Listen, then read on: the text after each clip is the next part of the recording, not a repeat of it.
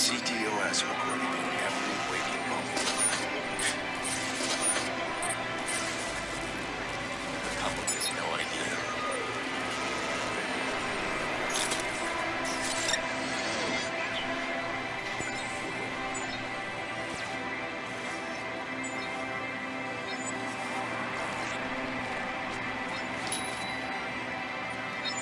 CTOS recording in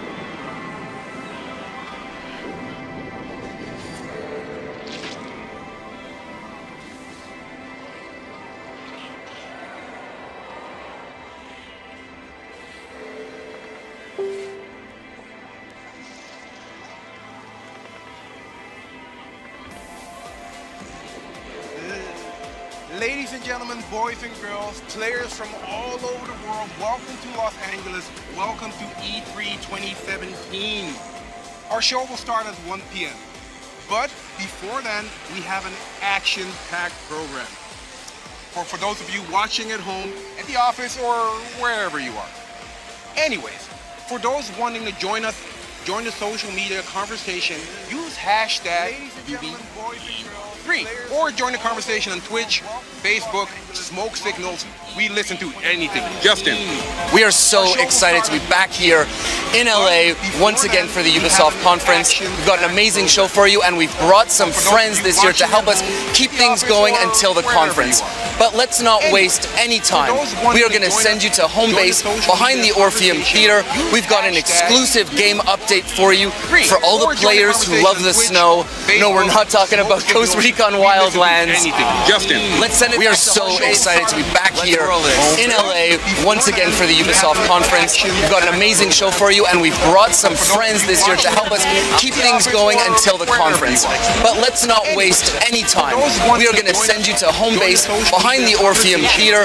We've got an exclusive game update for you for all the players who love the snow. No, we're not talking about Coast Recon Wildlands. Justin. Let's send it. We are so excited to be back here in LA once again for the Ubisoft conference. We've got an amazing show for you, and we've brought... We are celebrating some milestone anniversaries for these Ubisoft studios right here. 25th anniversaries for Ubisoft Paris and Ubisoft Bucharest. 20th anniversaries for Ubisoft Montreal. Represent 514 and Massive Studio. And 5 years for Abu Dhabi Studio. And one more, I ate the cupcake. I'm sorry, but 10 years for Ubisoft Ivory Tower. Very nice. So congratulations, you guys. I'm going to smash the rest of these a little bit later. And so we have here Thibaut Zimmer from Ubisoft ANSI here to tell us some brand new updates about Steep. So Thibaut, what do you got for us today? Today I'd like to share with you some exclusive and extreme content from the Steep community. We've been thrilled to see so many of you guys riding around your way in Alaska and the Alps. But as we dream about in ANSI, we want to keep it winter forever. Like Snowpocalypse, basically. Yeah, maybe. You can see it that way. So we invited 5 players to the studio to join us and to test out our next DLC. Let's see what happens. Awesome. So check out this first look, you guys.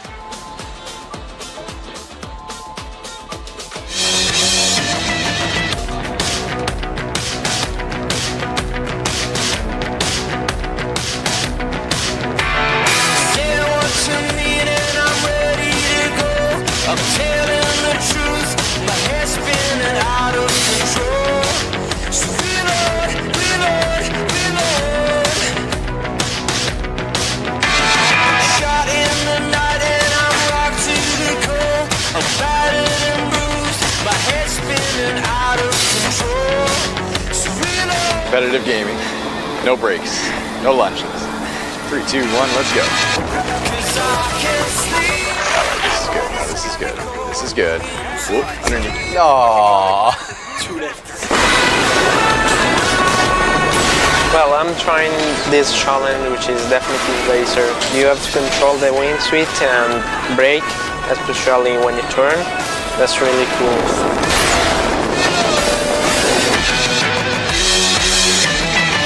Steep's been one of the most intuitive and most relaxing gaming experience I ever had, because Steep is not about winning, it's about enjoying something. But it's also profound on the combination of sports and nature. Been trying out the rocket wingsuiting. It's really cool.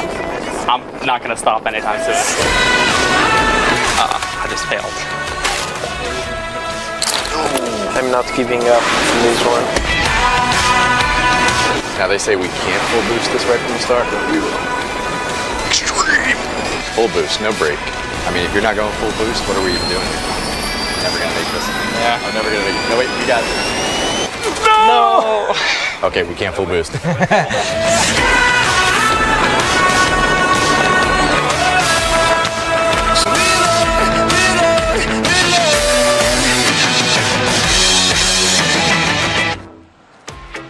Woo! That was awesome, man.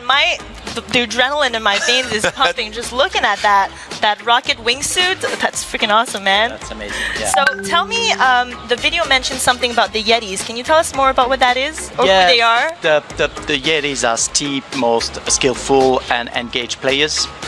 They come from various parts of the world, and we're constantly interacting with them to collect the feedback, to test work in progress features, and eventually to improve the game experience for everyone. Yeah. This time we asked them to create 4 challenges in rocket wingsuit, in speed riding, and base jump. Those challenges will be available a month of us when we release Extreme Pack on June 27th. June 27th, so that's only 2 short weeks away. I've heard there's a rumor going around that Ubisoft ANSI goes skiing every Tuesday during work hours. Can you confirm or deny this rumor? Well, yeah, I can confirm that's team building. That's what we call team building at the studio, yeah. That is pretty kick-ass for team building activities. Transfer maybe? I don't know. I mean, I wouldn't mind doing an internship at Ubisoft ANSI. That's an open invitation. That's on the record, by the way. I'm going to see what we can work out. Thank you very much, Thibaut. Thank you very much. Thank you, Thibaut. Let's go from the mountains to a mountain of a man.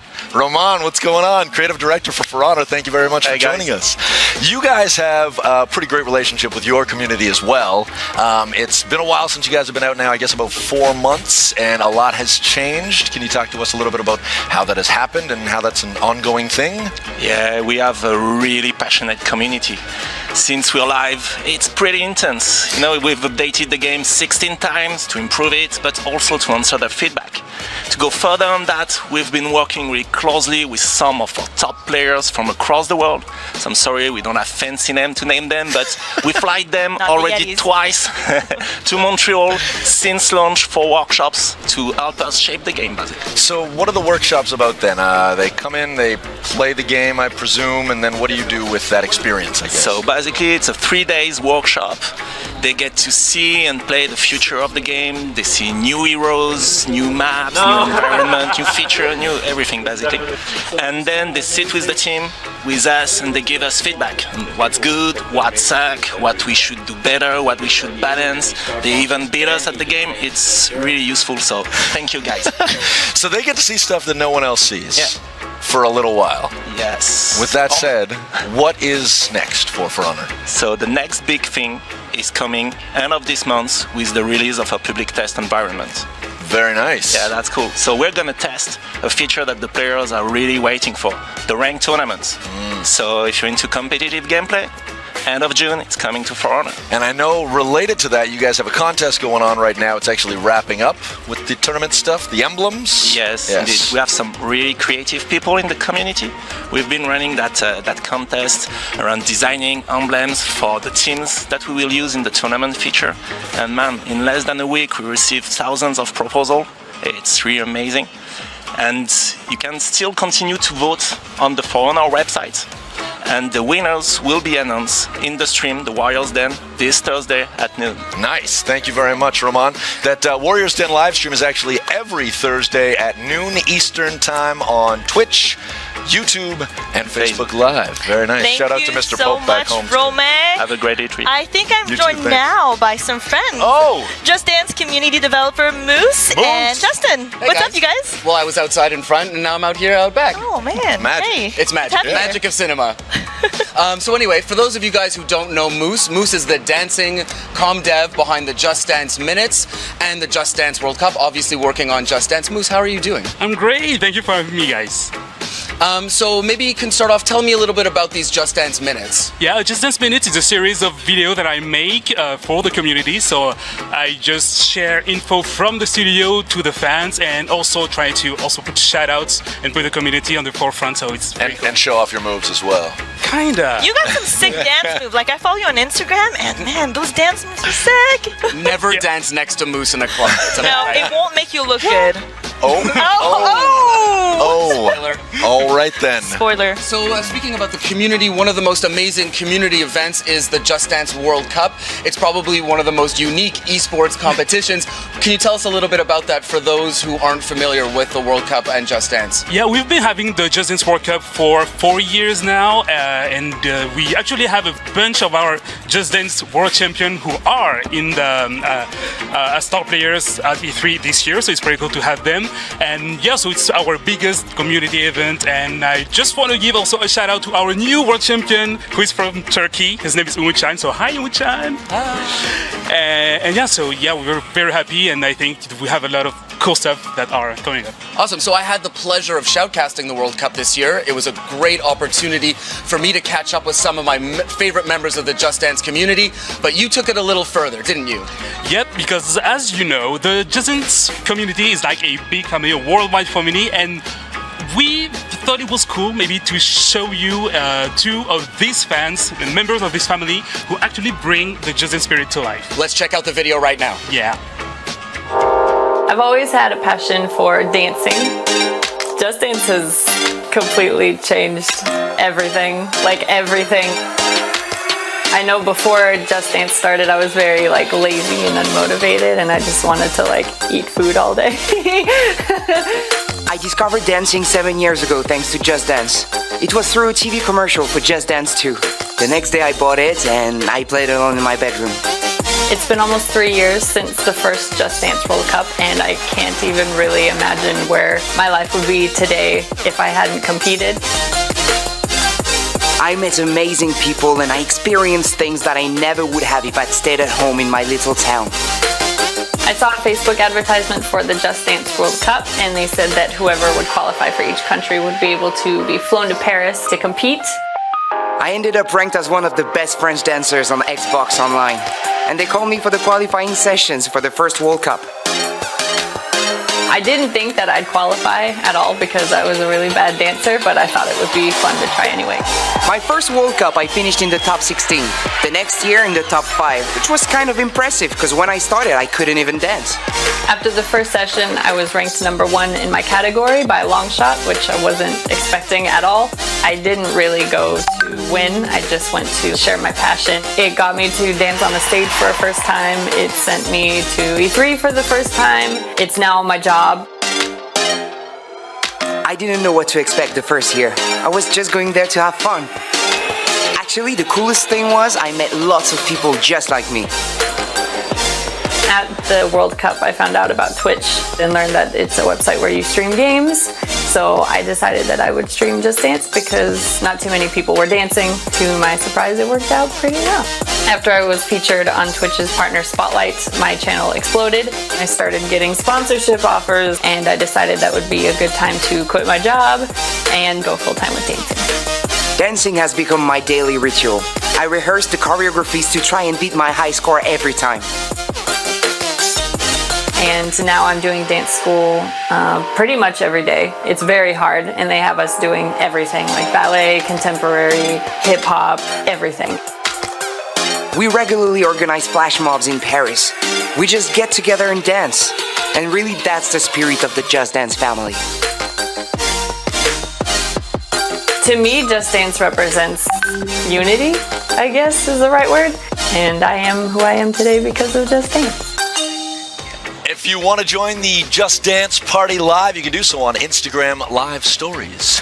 What's up? Hey guys. Hello. You guys are here. Hey, we're back. Yeah. So speaking of social media, we've been following all the conversations on Facebook, Twitter, every single platform, and we have seen some pretty creative predictions for what we're going to show at our conference. That is a very diplomatic way of putting it. Creative. No, but seriously, you guys have been great on social, and we've actually got some tweets we're going to read out here. We do indeed. So as to not give away anything that might be happening, let's all... Poker face. Yep. Show nothing. Let's do it. Okay, so first one, Asniak says, calling it now, someone is going to dab on stage at the Ubisoft press conference. I think somebody just dabbed at the prep show. Moose did kind of it. did But that. if it was going to happen on stage. Oh yeah, Right. who would be? Eve. That's Eve? the big. All right. It's the big surprise ending. You better do it. Nobody Yeah. but the number one. You can lock that in. Realistic expectation. Done. Yeah. We've got Harrison the fan sharing my E3 prediction. Ubisoft will show us how to make your own Rabbids body pillow. Oh, rabbit body pillow. That's sounds fun, like a little Basically, DIY. Yeah, I mean, life size, like Chris-sized rabbit pillow right here. Go and give a little snuggle. Do what you will with it. I'll snuggle. They're very cuddly. Yeah, let's just move to the third tweet. G Squad Gaming says Ubisoft pronounced 45 different ways. So 45. That's ambitious. I think we can do it. We definitely can. Ubisoft. The team at Ubiquitous Software can do anything, folks. Indeed. Classic. So as you can see, we're keeping an eye on social and looking for a few lucky winners to receive some merch from the UB Workshop. We've actually got a few of those pieces on set around here. They're hanging on the wall. Yes. We've got Hidden Blade from the Assassin's Creed movie. We've also got the Apple of Eden. And it glows. I want the steering wheel. The steering wheel is not included. Cool. I want the axe. I'll just go ahead and walk away with that one, man. Pry those off. And finally, we got Wrench Jr. here. This is like a little app-controlled robot. Yes. It has two different costumes. It can be like the WatcherBot or Wrench Jr., depending on how mischievous you're feeling. So that is going out to some lucky winners on our social media feeds. Thank you guys for tuning in there. And I guess that's it for our social stuff. Okay. And we're on to the next one, Zach. Well, I do see some wonderful humans walking over, so that's good. Who are these handsome fellas? I'm Zach. Oh, so sound and crisp. I love it. Geoffroy? Leroy? What's up? We got some wonderful friends from Rainbow Six. Yeah, what's going on, Zach? How you doing, man? Oh, things are good. You know, E3ing and feeling pretty festive. Yourselves? Everything well? Everything's great. Glorious. I understand we have an opportunity to talk a little bit about live design and how the game has evolved over the course of, I guess, 18 months or so. I know you have over 2 million people who connect on a daily basis to play Rainbow Six Siege. And I also know that the game has changed dramatically in that time. So let's talk a little bit about that process and how things go from, you know, feedback to actionable items that the team can work with. I'd imagine it starts with the community team. Yeah, so it really does start with the community, and the Rainbow Six community is the most dedicated, passionate community I've ever worked with. They are so engaged on all of our social media, on Twitter, on subreddit, on YouTube, on all the things. Snapchat. On the Snapchat. With the waggy tongues. Yeah, absolutely. And just a quick shout out also to Reddit moderators that we flew out to LA that are in the audience Orpheum right now. They're in the Orpheum right now. Yeah, SPD and Karen. They put their heart and soul into this game, into this community, and also to our amazing community team as well, Epi and Ludo. Very nice. Craig and Luis. Now, I know that you guys wanted to talk about one specific change going back a little while, right? Yeah, so we're going to take a look at Pulse and how we use that feedback and really boil it down to the core message. And you guys post about Pulse's gadget about a year ago. Useless. That it was underpowered. It was a little broken. Detector he was broken. He was a little sad. Too bad. Oh. Yeah, he was a little bit sad. Yeah. So we decided to make him unsad, and and how we do that is pretty much we find that core message of what unbroken or what broken really means, and how we use that and pass that on to these guys like Geoffroy, like the data analysts, and Leroy, like game designers. Right, so I guess as far as data is concerned, it's one of those things where for those who don't engage on social, you know, we talk about the vocal minority, it might not necessarily be entirely reflective of what the entire player base is saying. I guess that's where the data comes in. You can validate all that stuff. Yeah, exactly. So what we do is that we take all this live game data and then we try to correlate the feedback we get from the community, from you guys, to what's really happening in the game. And so what's great when you do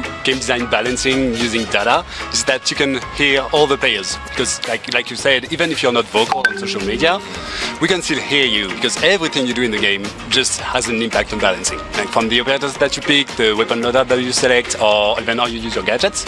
So all that information gives us some context, because we have like the focus from the community, but data and that's the players' action that we're seeing. Yeah, exactly. So all of that gives us some context to just really target the core issue and see how it's happening in the game.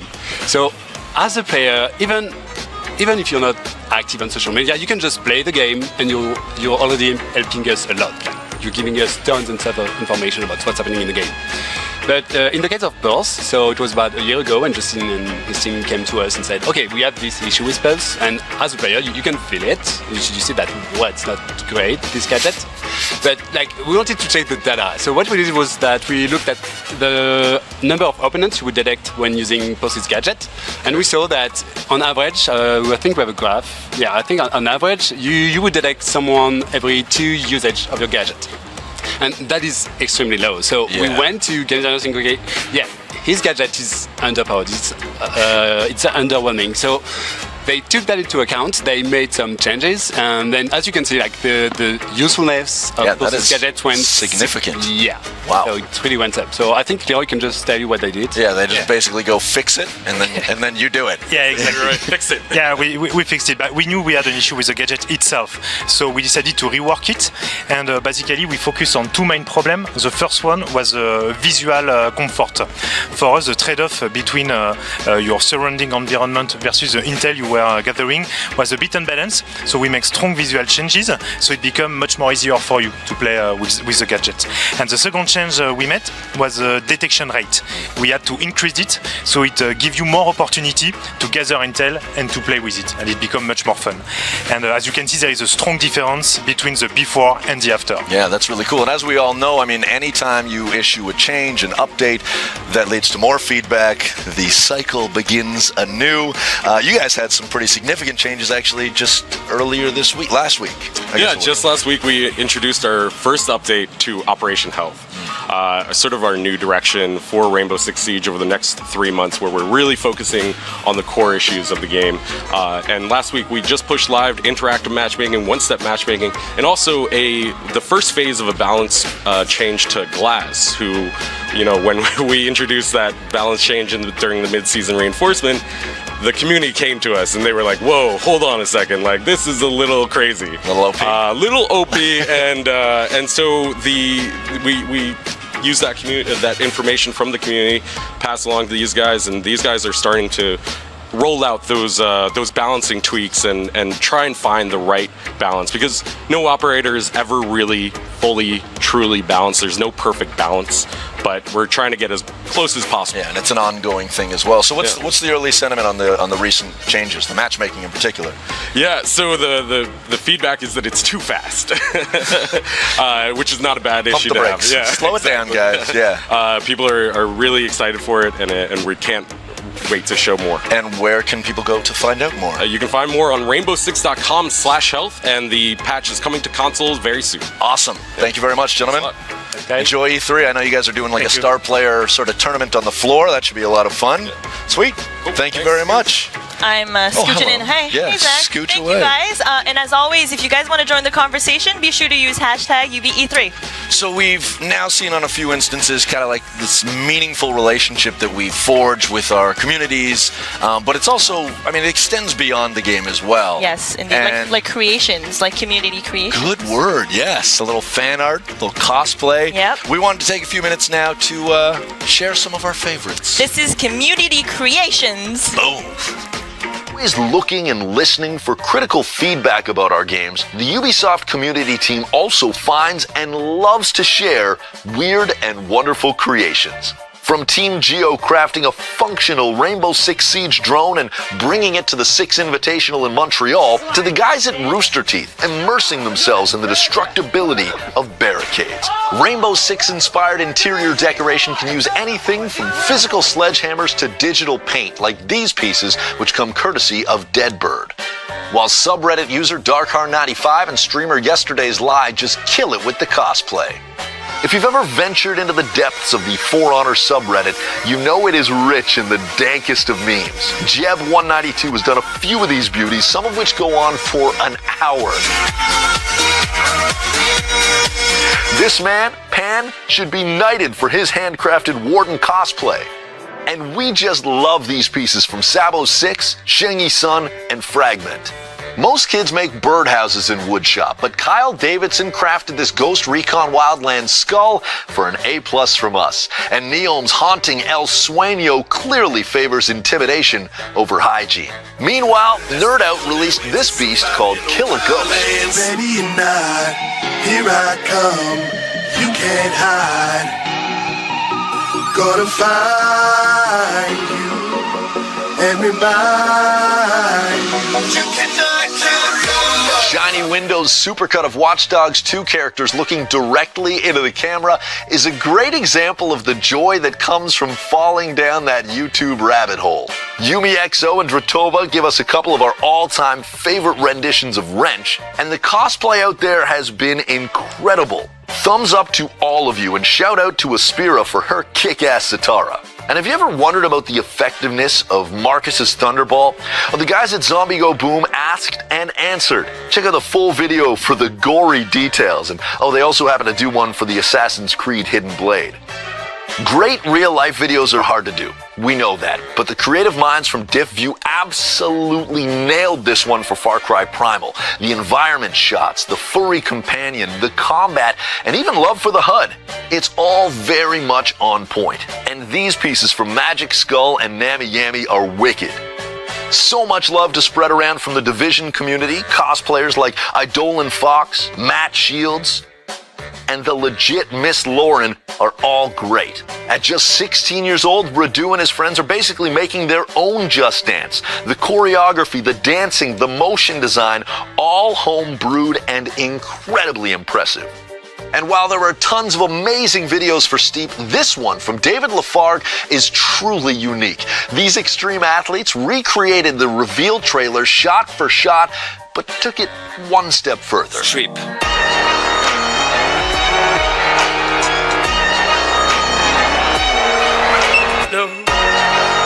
So good. Watch where you step with this last one, though. Nitris started this Reddit thread with a keen observation about our new logo. Youthy put out the call to action, and then Frightening Medical Koi delivered, putting in work modeling and printing the Poopy Soft. To all you creators out there, much love. Hey there, folks. Chris Waters here back at home base, and I am joined by a man you may recognize from such conferences as Microsoft's yesterday. It's Jean Guédon, the creative director on Assassin's Creed Origins. John, how are you doing, my man? I'm doing great. I mean, yesterday was fantastic.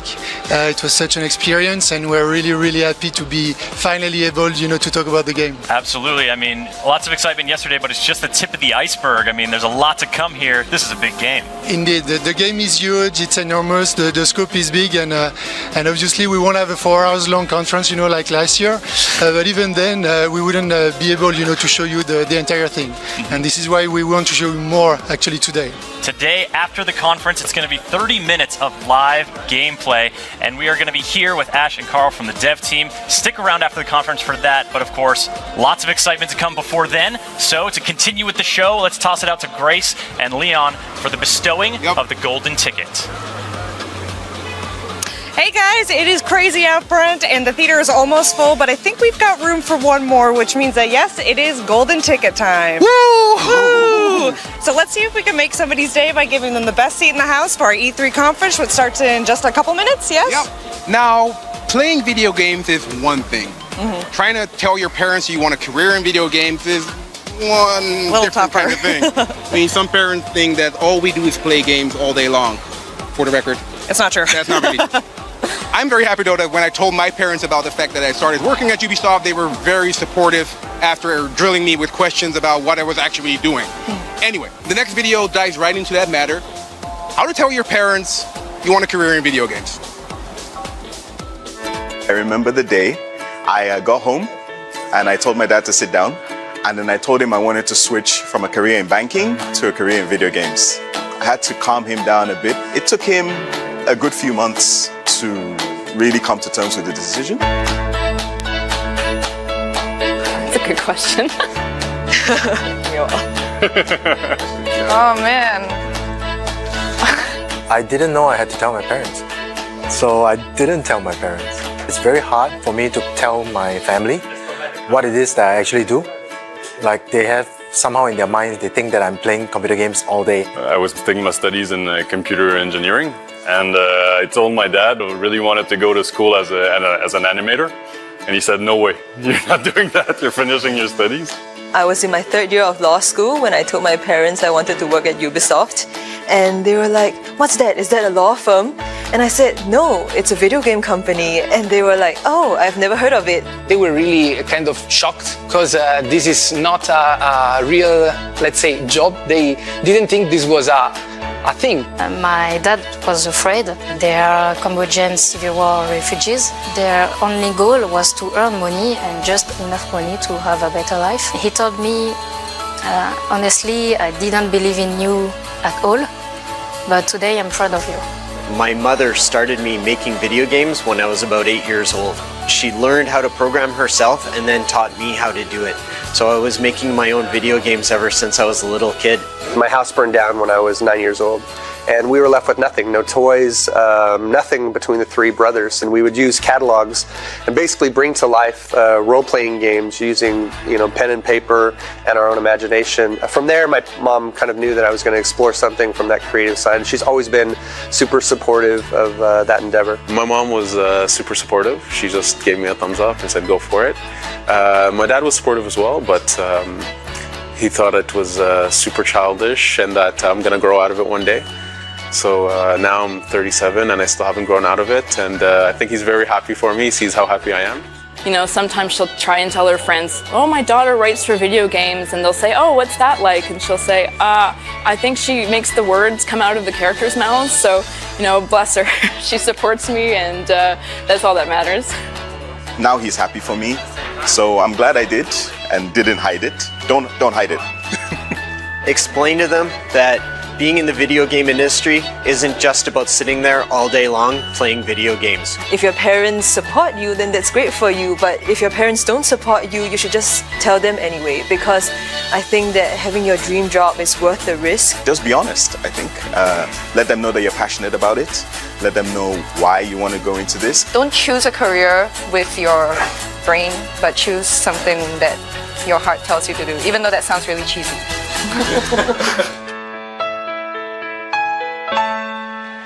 All right, all right, all right. Yes. Everybody make some noise. All right.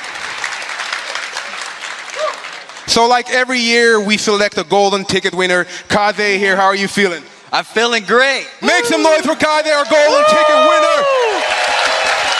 All right, Grace. Yes, we are pretty much at showtime, so that means cell phones off, no smoking, which means e-cigarettes, vape pens. Look, you get it, you vape. Just, keep it outside, because this is California where the weed is legal, but smoking a cigarette will get you honeyed and quinoa. Well, I must say that I kind of enjoyed that yesterday, but that's a different story. Just a announcement for the people here in the theater. In case of any incidents, please follow the guidance of the very well-educated Orpheum staff. But before we start the show, we have one more video. A video created by you guys, the community. Without you, we wouldn't be here. So, roll it.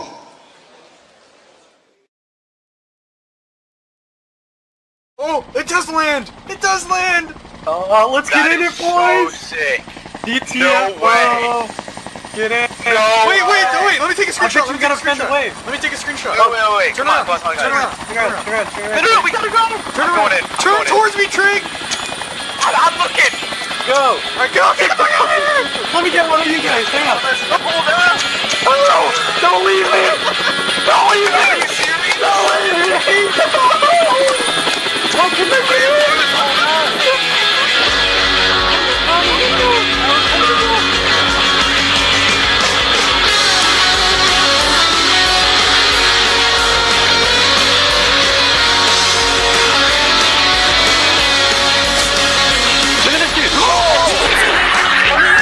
Oh my god, it's Spartan Rambos! It's Spartan Rambos!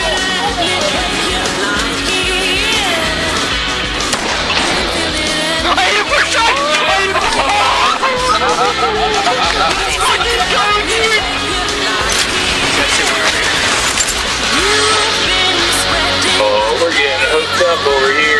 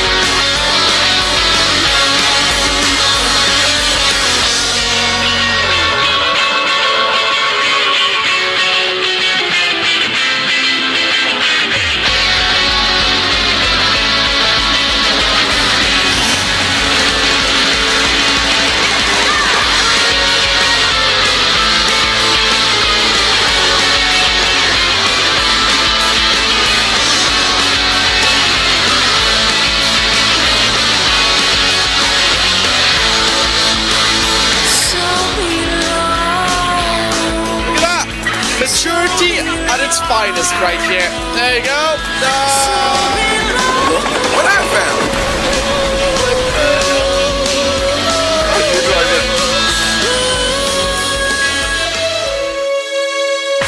Hey, good.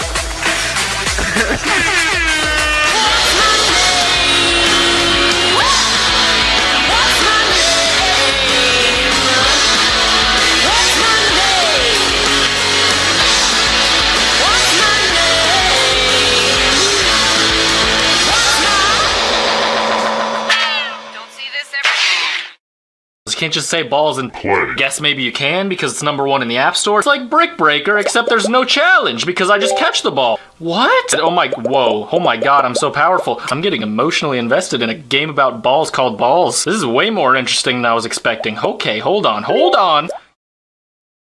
If you are just joining us, hey everybody. Hello. If you're just tuning in, you are 2 minutes away from Ubisoft's E3 2017 conference. As you can see, we are backstage. We are behind this giant screen, 8.5 million pixels of glorious. Wow. Yeah, so in just about a couple minutes, as you can see, our devs are behind us. They're getting ready for the show. Let's check in and see how some of them are doing, maybe. Jason?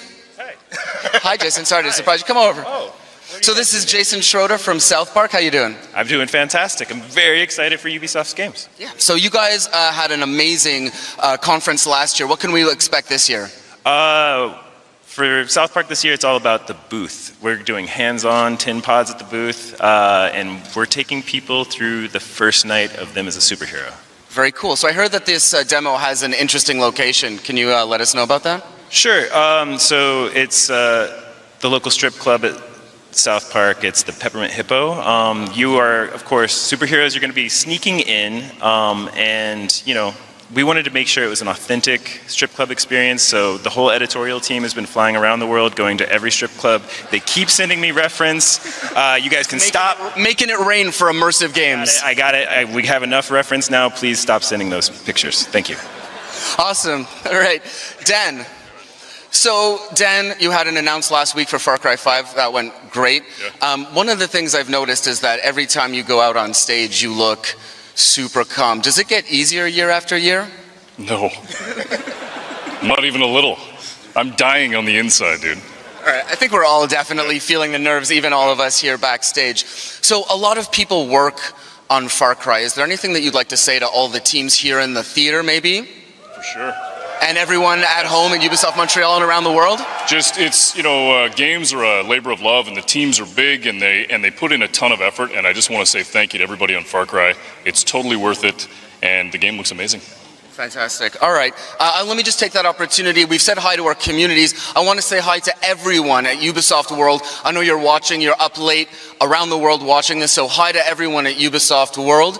Now, the devs seem to be ready. Leon? Are you guys ready in the theater? No. Come on. You don't even know what we got for you. Are you guys ready? Make some noise.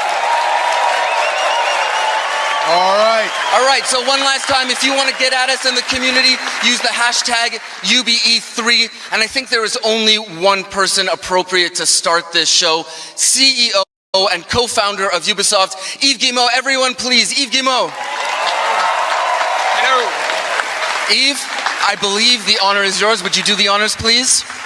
Yes, sure. Let the games begin.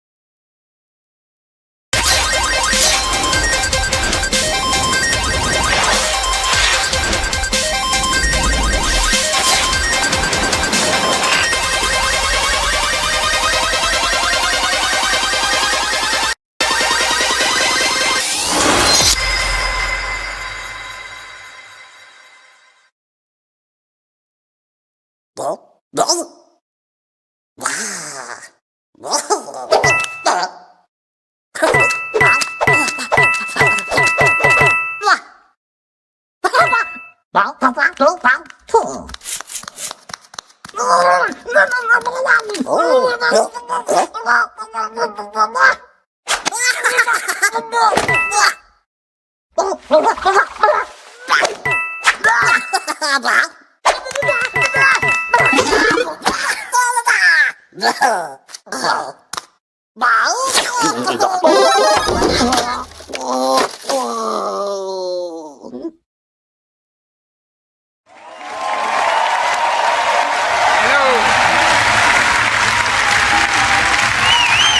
everyone, and thank you. We've always wondered what could happen if our crazy rabbits were unleashed upon the world of Mario. Today, the dream is reality. And to talk about this unexpected encounter, it is my great honor to welcome a very special guest, someone I truly admire. Please.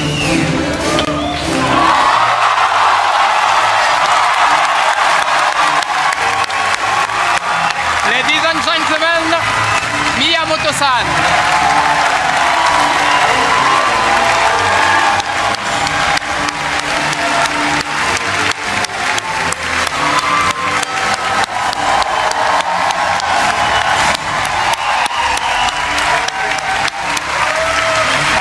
Thank you for coming. We are so happy to have you today.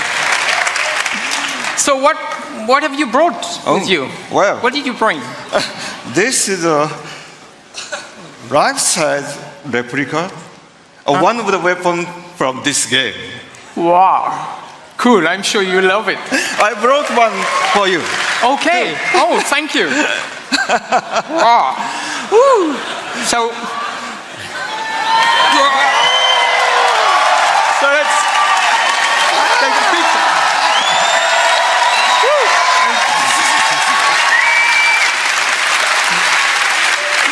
Bill-san, he can have our conversation. これほら、ね、ゴーストリーコンのとちょっと違うでしょ? These are a little bit different from the weapons you see in Ghost Recon. 可愛いでしょ? Yeah, very different weapons for very different worlds. This one is, I think, very effective in the world of Mario and Rabbit. So, should do well.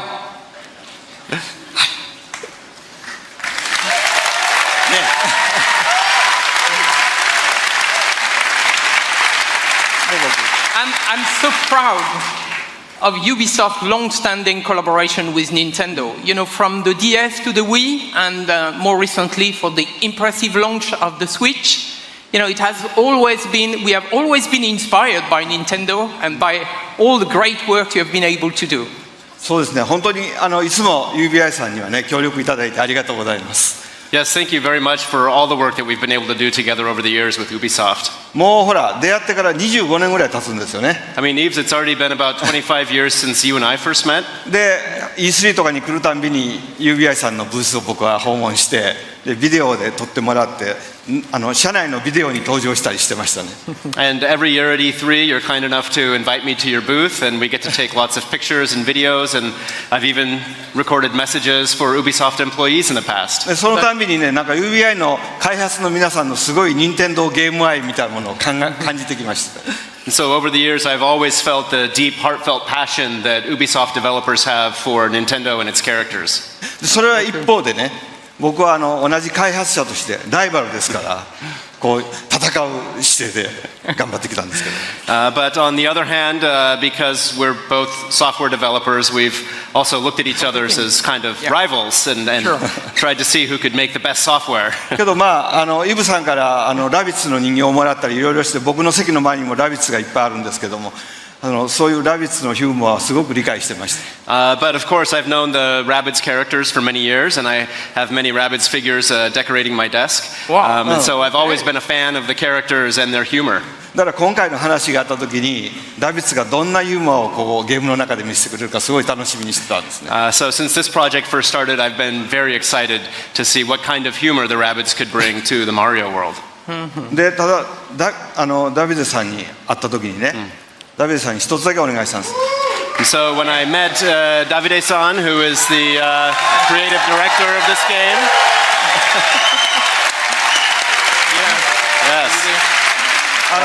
when I met Davide-san, I had just just one condition for this project. 絶対こうジャンプするゲームとかそういうプラットフォームゲームじゃなくて、マリオで今まで作ったことのないジャンルのゲームを作ってほしいとお願いしました。I said, whatever you do, don't try to make a jump game or a Mario platformer. Try to make a Mario game that has never been made before. よかったですね。And it's great. And I can tell you it was an exciting, very exciting challenge for all our teams. And I think we've done something you will love. So thank you very much for giving us the chance to perform on this game. はい、本当にこうヨーロッパで作るとこんなものができるのかとかね。それからUBI さんやっぱりアクションゲームをちゃんと作ってる会社なんで、こう単性のストラテジーゲームというもののちゃんとこうテンポのいいゲームが出来上がりました。And so, of course, because the game is being made in Europe, it has a very unique flavor to it.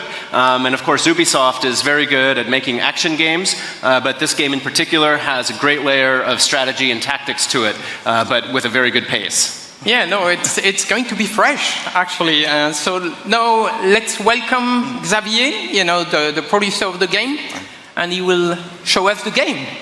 So thanks again. Thanks again, Miyamoto. Thank you. You're welcome.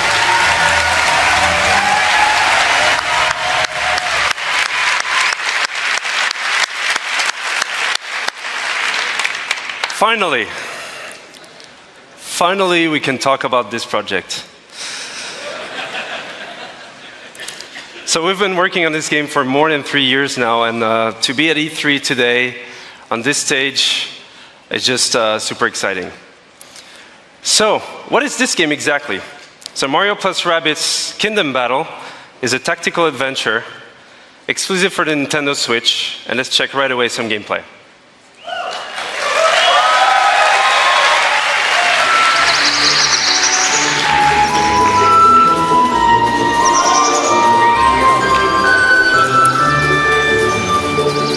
So the rabbits have been teleported into the Mushroom Kingdom, and it made the world completely unstable and chaotic. So Mario, as a true hero, wants to save the day, but this time with some new friends.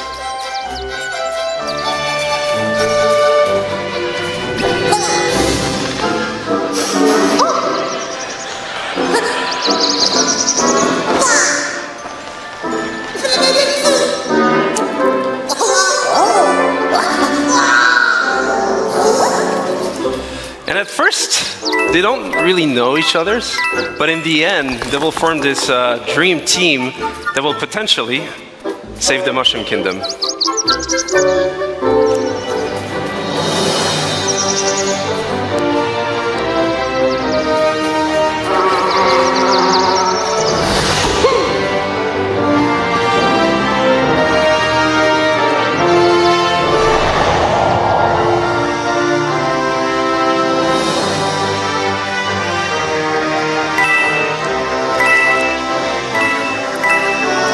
And as the game is a turn-based tactical adventure game, combat is a really big part of the concept.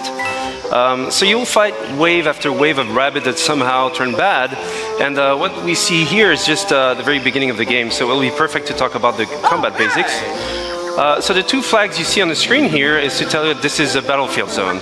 So you'll switch from exploration mode to battle mode.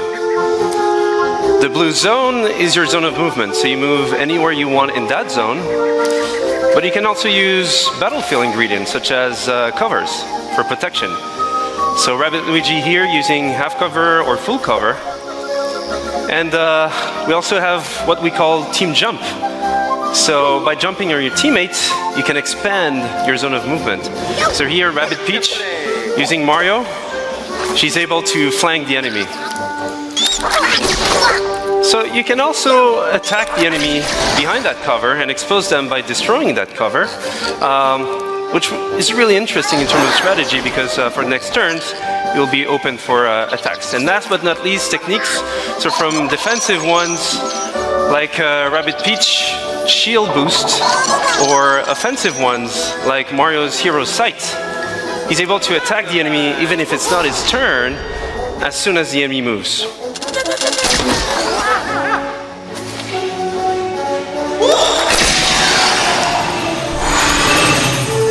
So this is a very core aspect of the game itself. So you mix and match attack options, movement abilities, techniques, but we also have other ingredients such as pipes, rabbit pipes. So those give you a good move to flank the enemy. So here, for example, Rabbit Luigi goes into the pipe, out of the pipe, dash the enemy, goes for Mario, team jump, land behind the enemy in one single movement sequence, and then finish off the enemy.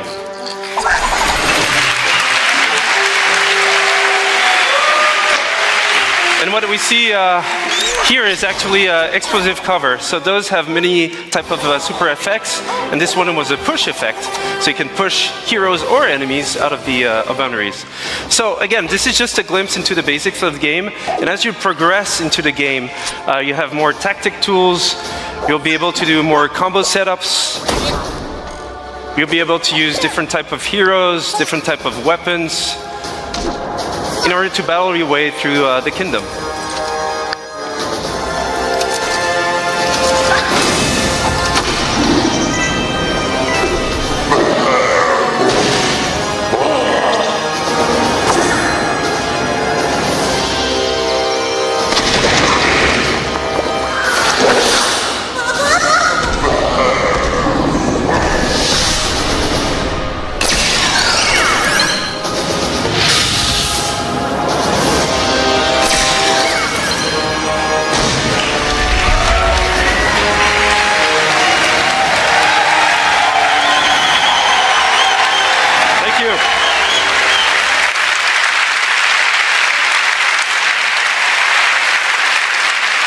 Thank you.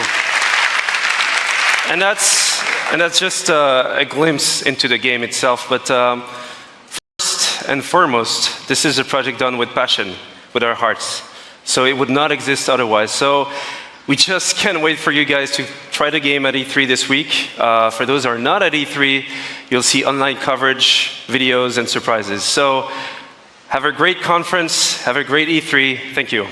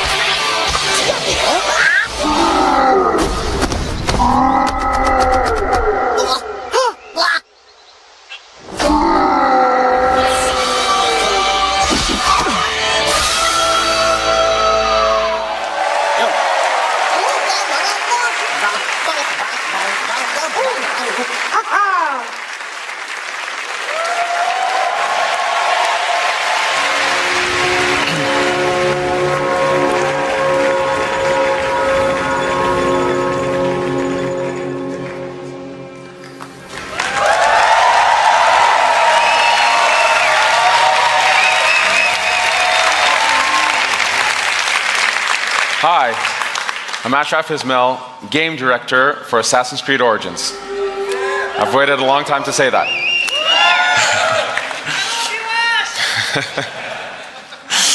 Almost 10 years ago, I, as many of you, fell in love with a game. That game took us to the Third Crusade. And we fell in love again when it took us to the Italian Renaissance. Over the years, this amazing series has taken us to the American Revolution, the French Revolution, Victorian London, and of course, to the Republic of Pirates. For the 10-year anniversary of Assassin's Creed, for our fans, for ourselves, and for all newcomers, we wanted to go back, very far back, to show how it all began. Since Black Flag, over the last 3.5 years, we have poured our energy, our talent, our passion into bringing the land of pyramids, pharaohs, and mummies to life, to bring ancient Egypt to life. Now, Egypt challenged us. It fundamentally challenged us to reinvent what it means to be Assassin's Creed.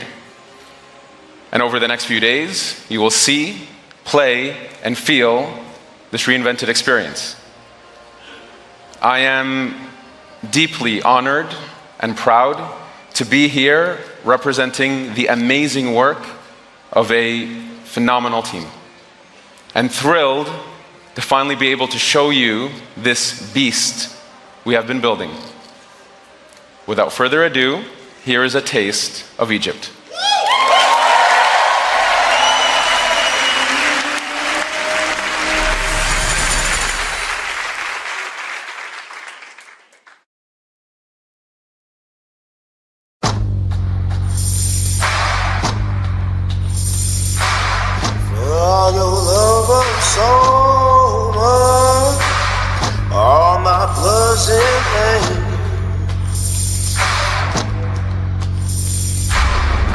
Flash across your screen, got you in the air.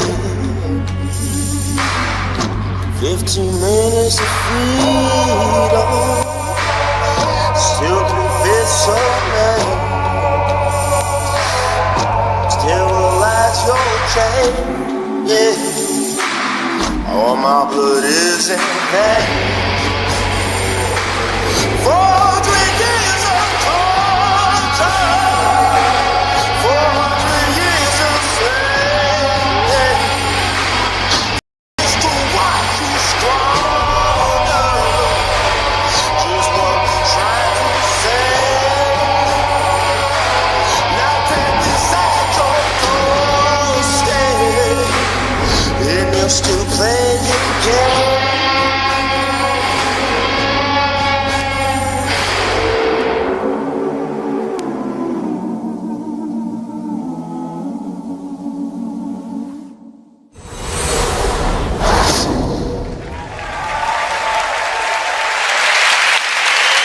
Thank you. Thank you, thank you, thank you. As an extra treat, let's check in with home base, where we're going to get a glimpse of what you'll see right after the UB conference. Hey there, folks. Chris Waters here at the home base with Hanny Duong and Carl Luet, producer on Assassin's Creed Origins at Ubisoft Singapore. Carl's here to give us a look at the gameplay of the game. We're going to be entering the open world. We've got a ton more to show you, but Carl, kick it off. Give us a little taste here. Yes, so here we are in the open world of Egypt. This is the demo that we will be showing on the show floor here at E3. Bayek is riding into the Fayum, one of the regions in Egypt, the most southernmost region. It's a beautiful area. We see we've come in from the desert, moving towards this Lake Moris. And let's have a little exploration around here using our Eagle scenery. It's sunny on the lake and it's sunny on the monitor here, but folks, this looks really good. It's running on an Xbox One X. We'll be giving you the gameplay feed after the show. We've got 30 minutes of that coming up, but let's see if we can see from a bird's eye view what Seinu is up to.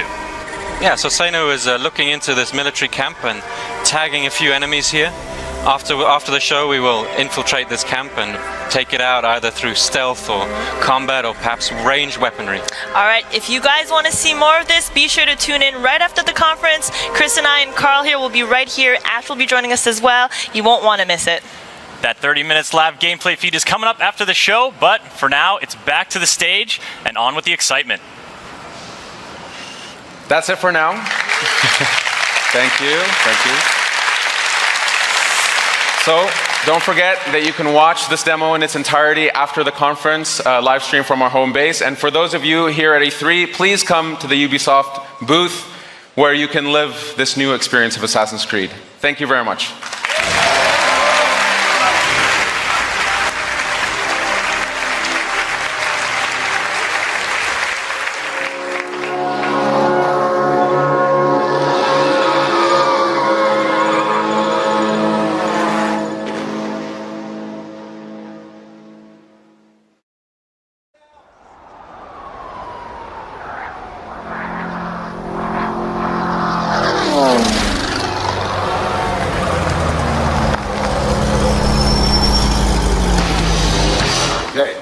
Here's your chance.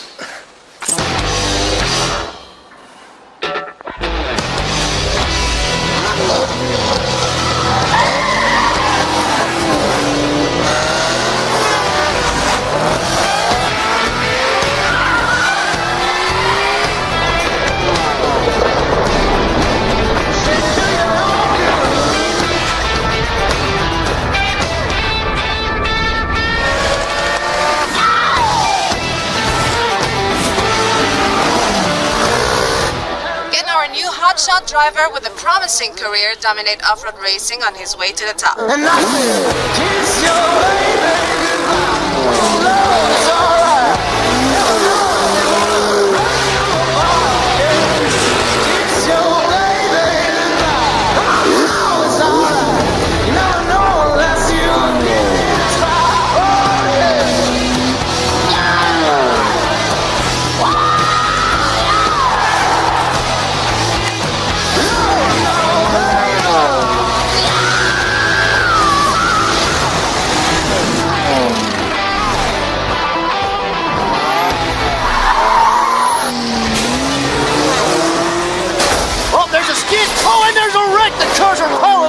our champion swerves around it brilliantly. Now that's the skill that wins no matter what the engine, no matter what the track.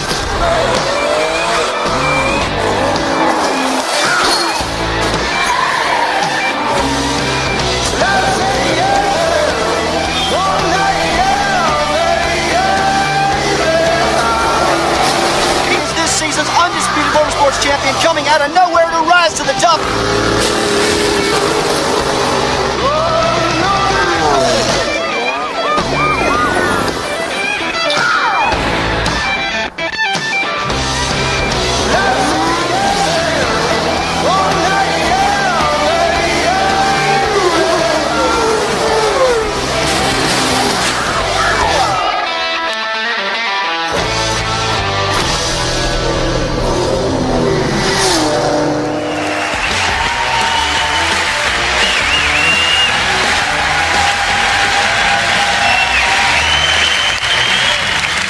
Thank you. Thank you. Thank you. 2 years back, the crew took the driving genre out there to the big, wide, open world of the USA. Thanks to our players, we have taken this iconic vision to the next level. They showed us what they liked and what they wanted to see in the futures. Now, it's time to take it way beyond driving. I am Stéphane Bellet, Creative Director. This is The Crew 2. Yeah. Thank you. Thank you. Here in the US, motorsports are louder, bigger, edgier than anywhere else in the world. Drivers and fans meet across the country and celebrate a common passion for all things motorized. Now's your chance to join in. Ladies and gentlemen, welcome to The Crew 2, home of Motor Nation.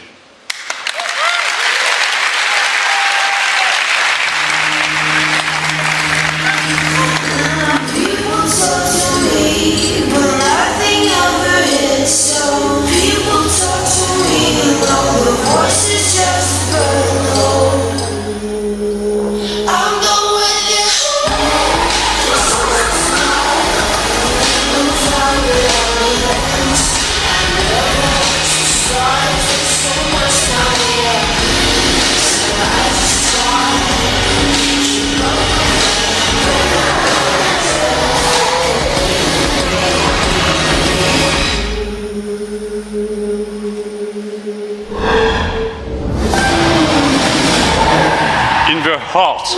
city, street racers prove their skills, skidding on rooftops, burning asphalt, and tuning their rides.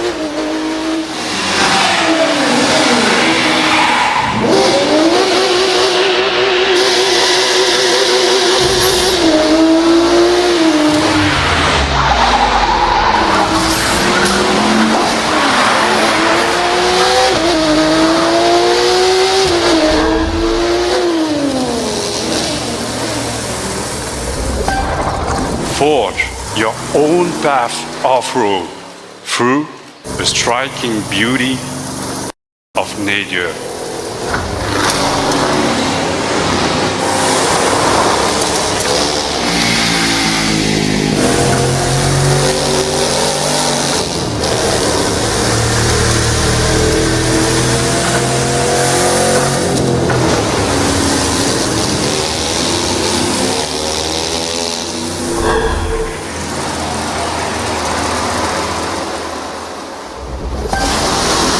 Tame, unpredictable waves on the open ocean, rapid waters, or narrow rivers.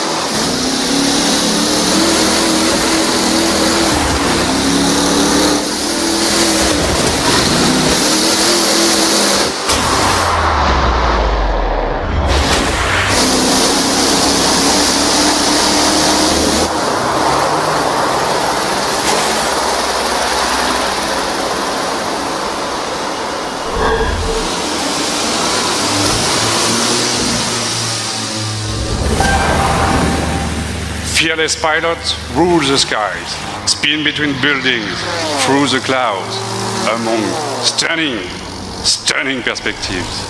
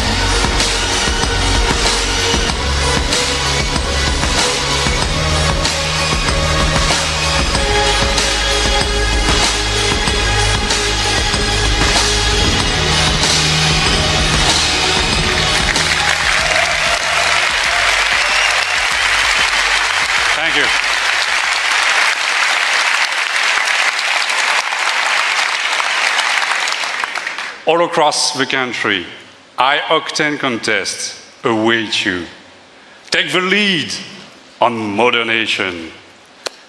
You've had a glimpse of the Crew 2. Register now for beta access or play the demo at the booth. Experience TC2 for yourself. Enjoy the ride. Thank you.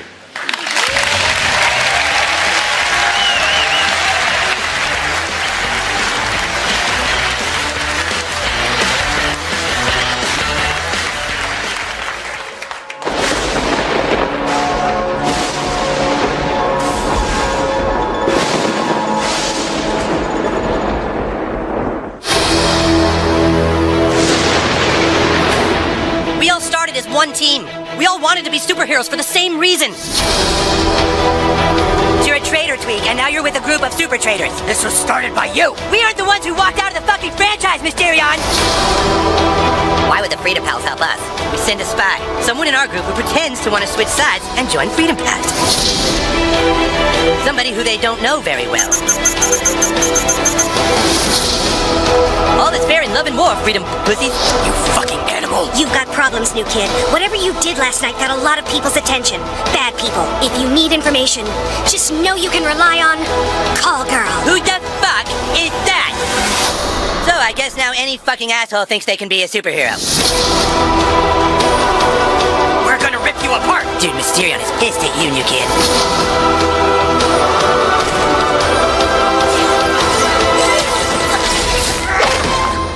Toolshed. Toolshed is a catchy tier class visionary archetype. And a butt fucking traitor.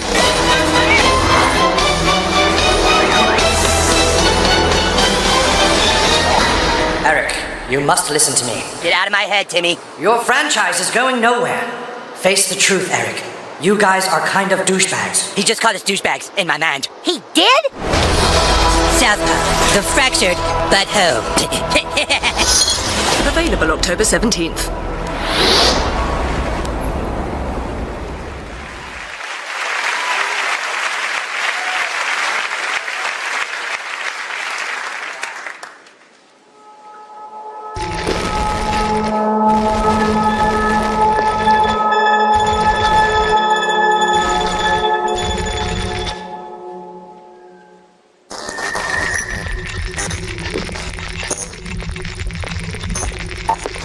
There was this sort of synergy of, well, we're looking to do something interesting in VR and we've got this division, and you're looking to sort of bring, you know, what sense you have of storytelling within and put that into the context of VR. You can, for the first time as a player, feel like you are in a movie.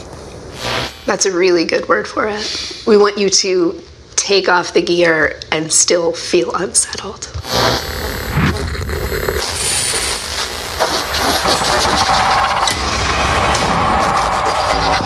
Whilst working with Ubisoft, we stumbled across some fascinating research that had begun in the late 90s.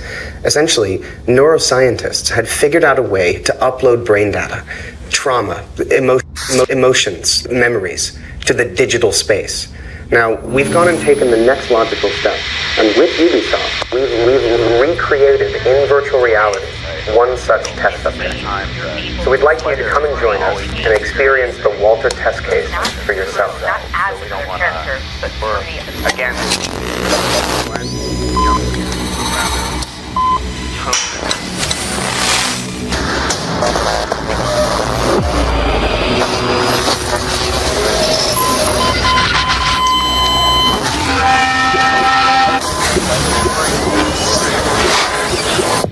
What you're experiencing is a recorded consciousness. It's not unlike watching a movie, so no matter how real it may seem, it can't hurt you. You are completely safe. You are completely safe.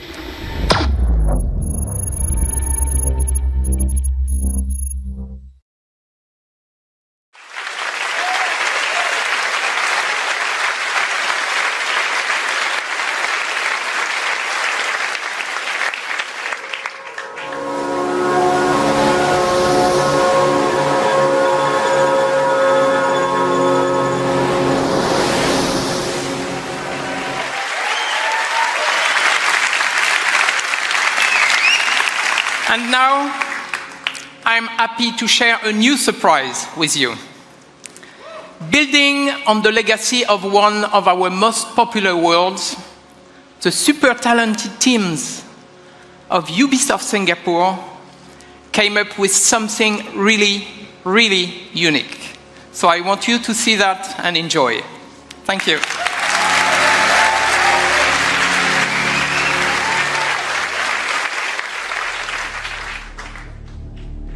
Men from all over the world sail the treacherous trade routes of the Indian Ocean. The riches in their holds fuel their dreams of power and fortune, while whetting the appetites of those they fear most. Pirates.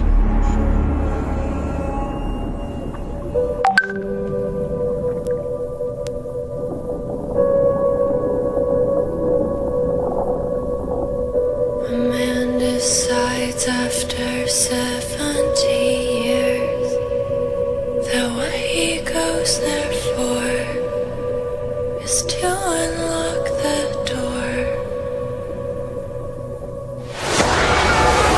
No, we're never gonna survive. I'm glad. 6 knots, sir!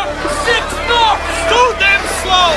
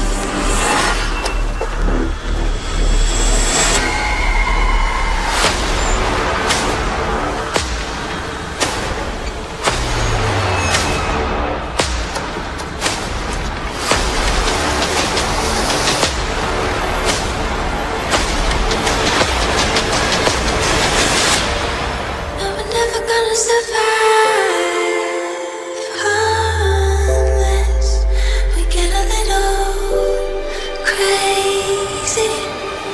But we're never gonna survive.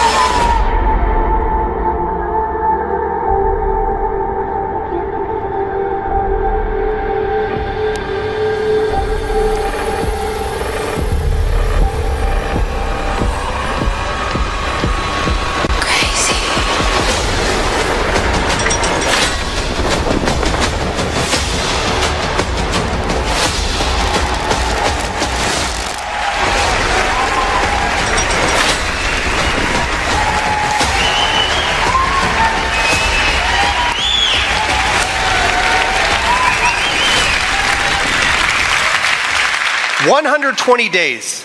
That's how long the average pirate survived a lawless life on the seas during the golden age of piracy. I'm Justin Farron, the creative director for Skull and Bones, and this is your chance to not just survive, but to climb the food chain and surpass the legend of every pirate who ever sailed the high seas. Since bringing innovative naval combat to Assassin's Creed, we at Ubisoft Singapore have set out to bring you the ultimate pirate experience.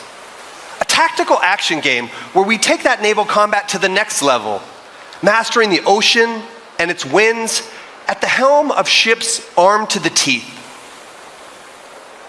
Skull and Bones takes place in a shared systemic world where you can sail solo or form a gang of pirates with your friends, and together terrorize the trade routes of the Indian Ocean. Season after season, you'll collaborate and compete with other bloodthirsty players, even execute ruthless betrayals, in order to become the ultimate pirate kingpin. Now I'm proud to share with you the Loot Hunt, one of Skull and Bones' 5 versus 5 team-based PvP modes.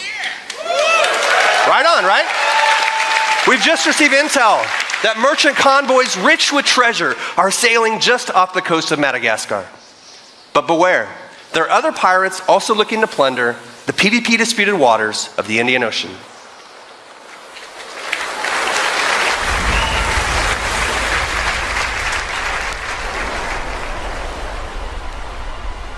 The Priscilla Shallows of Madagascar. Located on the cusp of a bustling trade route, it is the perfect place for an ambush. Here is our gang of pirates, the Raiders, going head-to-head with a gang of rival players, the Cutthroats. Victory goes to the team with the most loot at the end of the hunt.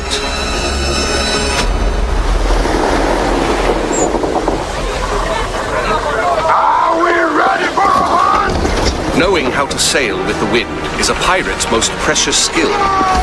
Use the winds to increase your speed or to position yourself for tactical advantage in battle. To reap the most rewards, it is best to split up, some going inland, others keeping to the open sea. Each warship has unique strengths. The frigate's hull is reinforced, its arsenal equipped with numerous culverin cannons. The brigantine is devastating up close, with a battering ram designed to break any resistance. Set water! Move! The sloop of war kills from afar, with its crippling long-ranged mortars and precise long 9 cannons. Sail! Flying hostile colors! All sail! Ride the wind! All hands on deck! Position fixed! Open fire! Nothing will save you now! Brace for attack! Drown, you soggy nutmegs! Don't let bloodlust cloud your purpose. You're here for the loot, and so are your rivals. Store the goods, then back to your station! The team that escapes with the most loot claims victory.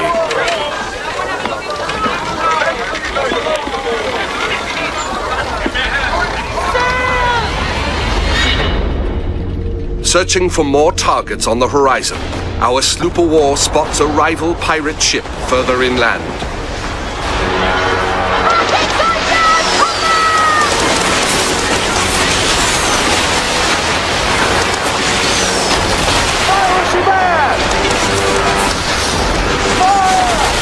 With its heavily reinforced hull, our frigate swoops in to save the day, bearing the brunt of the damage.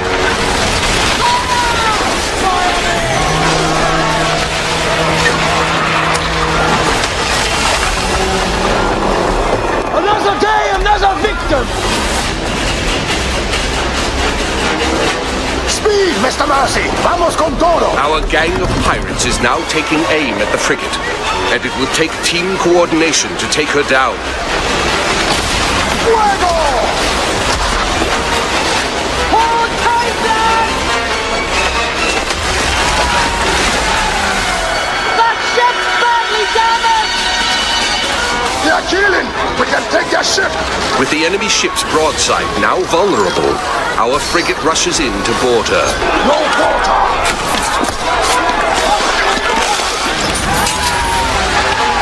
Taste of blackened silver! Fancy snorting some fish piss?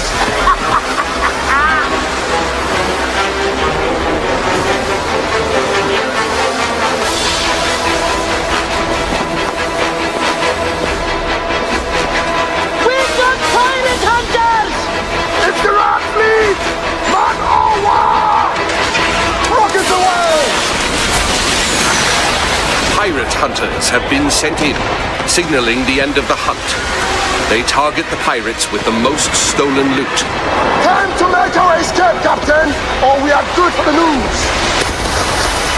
They're firing more guns! Full tilt, Silbo, full tilt!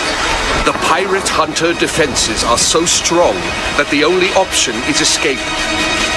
The brigantine is sacrificing herself to buy time for the frigate, who carries the most loot.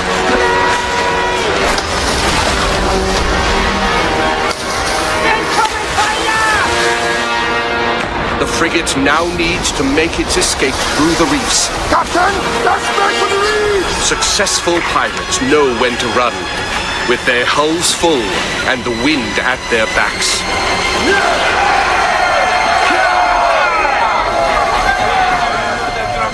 Sailor, what will we do with the drunken sailor? What will we do with the drunken sailor? Lie in the morning.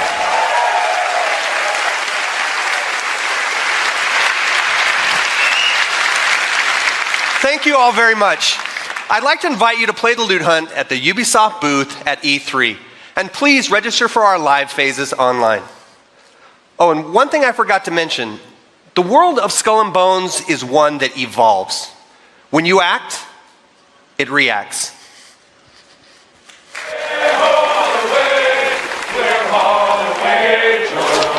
That if I did not kiss the girls, my lips would grow a moldy. Way, ho, away, we'll haul away.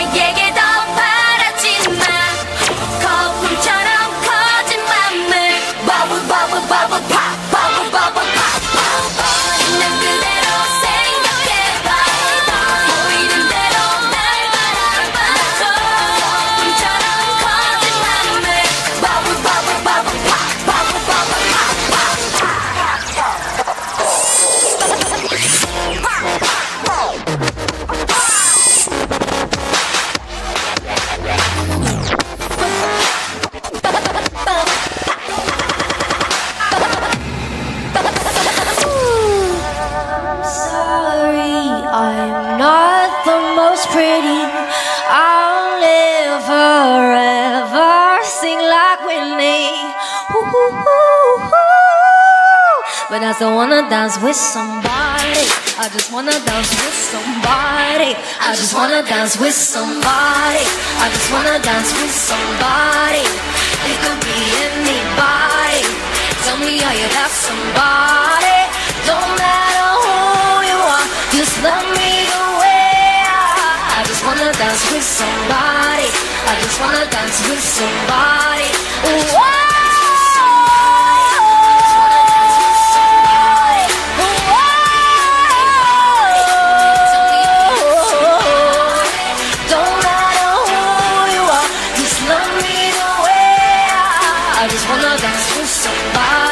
I just wanna dance with somebody. Hey! Hey everyone, I'm BB Rexa, and Just Dance 2018 is out this October on all consoles. Bye!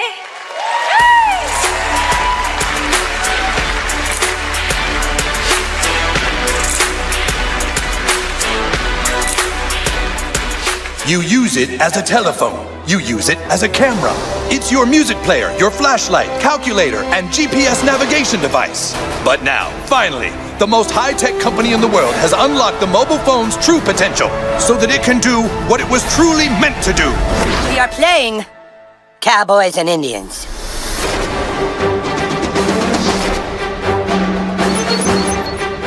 Hey, new kid, we need you to come play with us. Put on some cowboy shit and meet us outside. And bring your phone. Whoa, we're playing Cowboys and Indians, dickhole. Inuits are technically Native Americans. This new kid puts me to shame.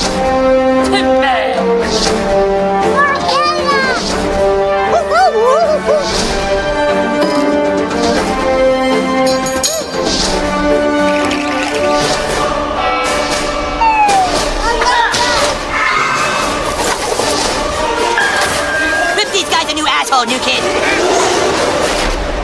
Phone destroyer!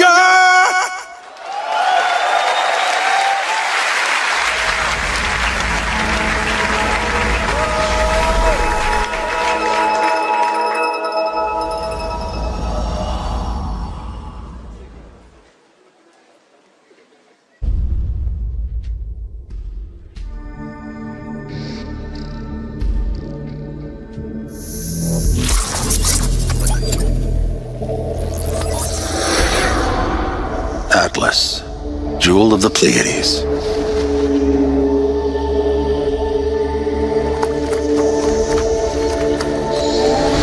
Nova took us to the stars. Each new world more incredible than the last. We had no idea what was waiting for us. The Legion. It consumes everything in its path. They've never used Starlink before. Go show them what it can do.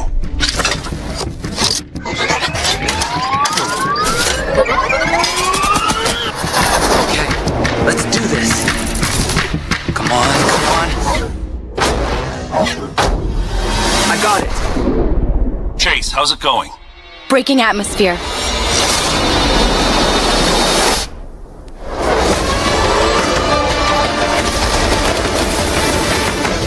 Let's even the odds.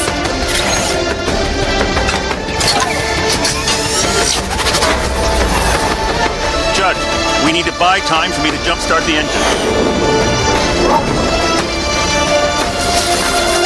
They are resisting ice barrage. Linking fire loadout.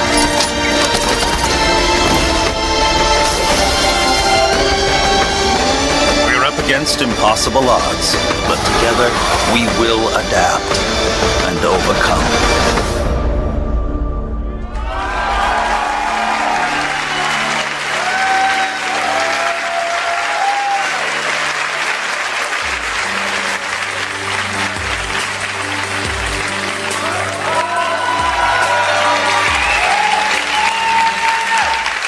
Hi, I'm Matt Rose, producer at Ubisoft Toronto. Like many of you, I grew up in the 80s, obsessed with sci-fi, animation, comics, and of course, all the really cool toys. At Ubisoft Toronto, we built a team with a dream of bringing those amazing childhood memories back to life for a new generation. Starlink Battle for Atlas allows you to take control of a team of star pilots in a massive, open, living star system, fighting to save Atlas from the Forgotten Legion. Build your custom starship, and then adapt to new challenges on the fly. Link extra armor and heavy weapons to take on a huge Legion Prime. Search for ancient secrets lost on the worlds of Atlas, or outrun outlaws through an asteroid field. Freedom is at the core of Starlink Battle for Atlas. Collect your way with both physical Starship collectibles and digital versions available, and even take your game on the go using the power of Nintendo Switch.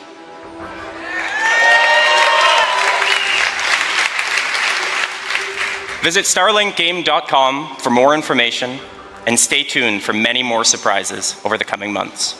Thank you.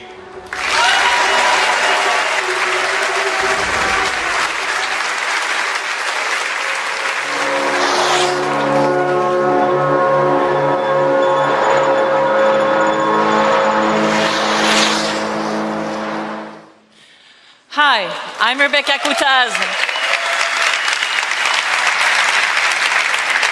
I'm the studio director at Ubisoft Annecy. It's a pleasure for me to be back on stage after our announcement at E3 last year. And we have had since then a full year of support and continuous development of Steep. Since the very beginning of this project, we have been working with athletes, and we have always been impressed by their passion and dedication. We learned how one champion spent 300 days a year on a trampoline to practice for that perfect landing. We learned how others make more than 6 million turns to practice for the 15 they have to race in competition. These athletes, they travel to the world to train with the best, to compete with the strongest, and to challenge themselves with the most experienced and skilled coaches. It's truly a level of passion and dedication that goes well beyond our everyday lives. And when you talk to the very best of these men and women, you realize that there is something they always have in back of their minds at all times. It's a dream that takes years of preparation for just one go at that unforgettable moment. This December, with our first Steep expansion, this is a journey you will take. Enjoy.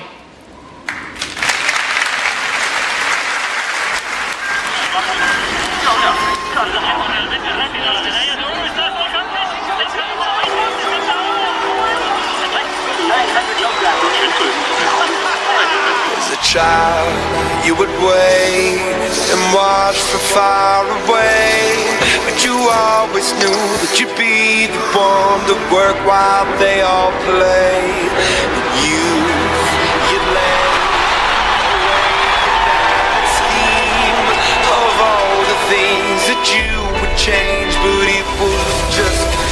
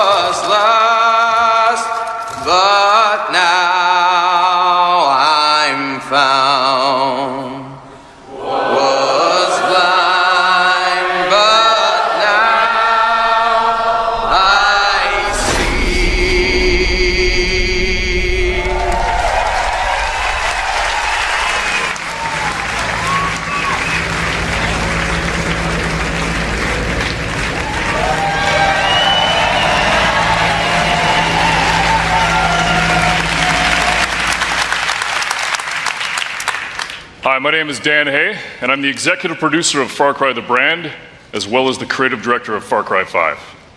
I'd like to introduce you to Hope County, Montana.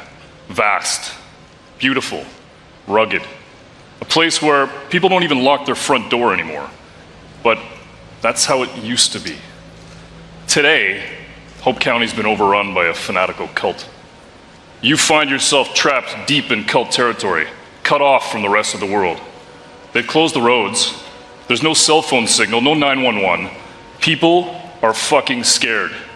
I had to say it.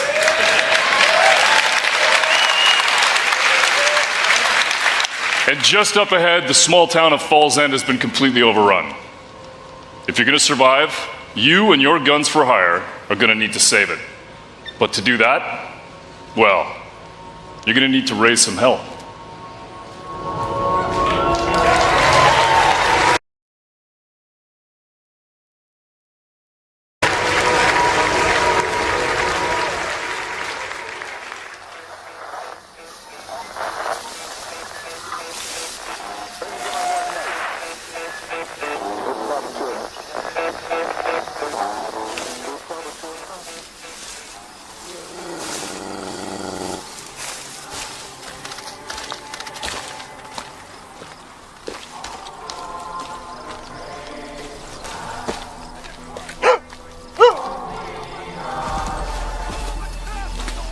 We got piggies. From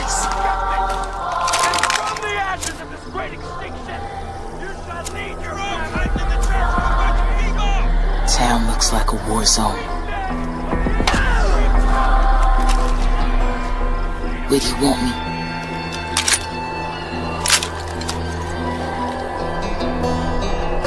Water tower, got it.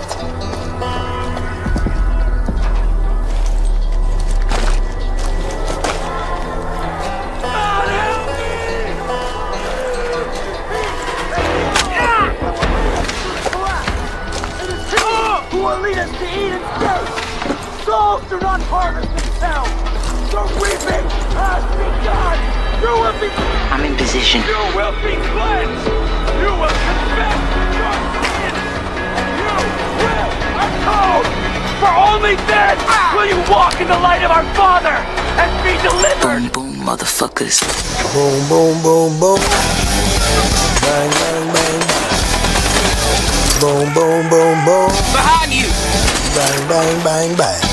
Gonna need more help! I love the way you walk, and I love the way you talk. When you walk that walk, and you talk that talk. You knocks me out off my feet. Looks like you could use some help! Boom, boom, boom, boom. Target bang, a bang, fucking bang, quad.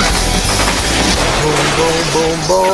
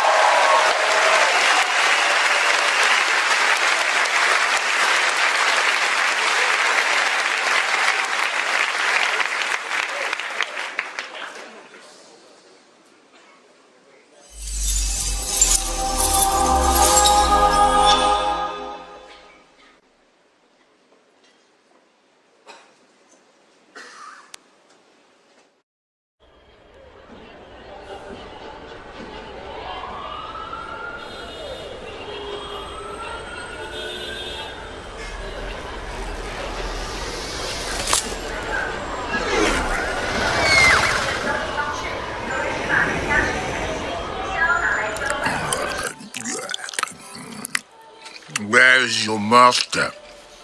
I don't deal with domesticated... Hey, the fuck? I ain't got no master, but I do have your little toy. Show me the idol. Show me the Redeemer. Here you go, mate. Yo, hand it over. I got a hot date who don't do late. Monkey's got a date. Mwah. What? What? What? That's Swiss fucking chocolate, pig. Bon appetito. Yeah, baby!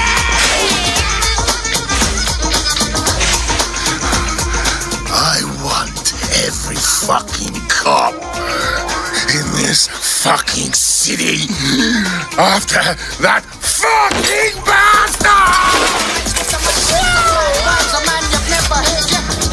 Grab my chassis, Noxie!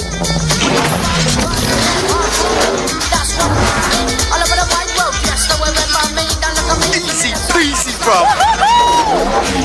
Shit! Hang on! Bang, bang, motherfuckers!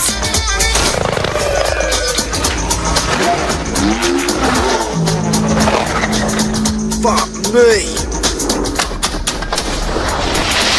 Damn!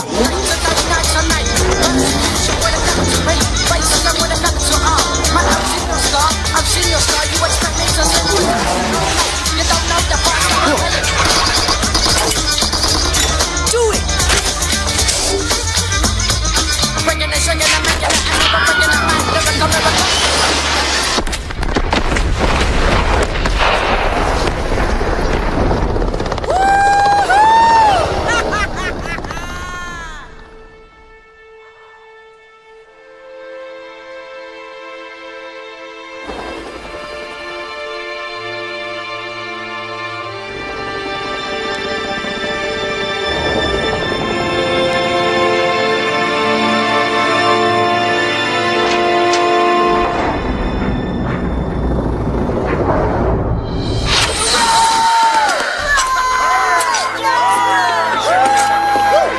Lyrical. It's about bloody time.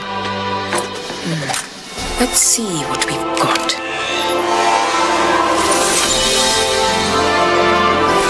Moksha. Just as Yama described it. True freedom lies beyond.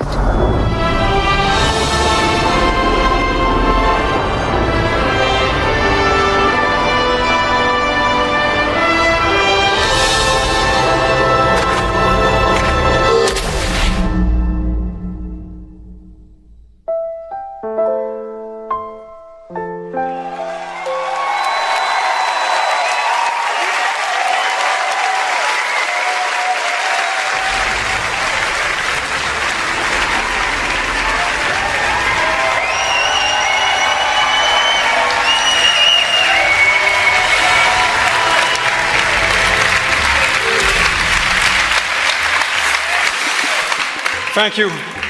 Thank you very much.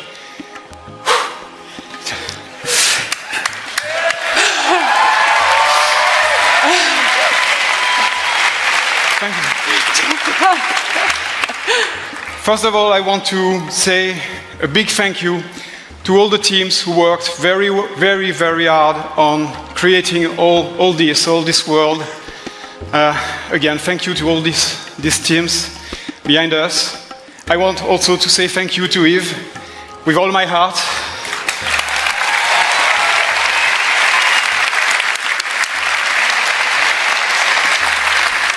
Thanks, Yves, for making this happen. This is just amazing. And also a special thanks to the fans of Beyond Good and Evil for sticking with us for so long.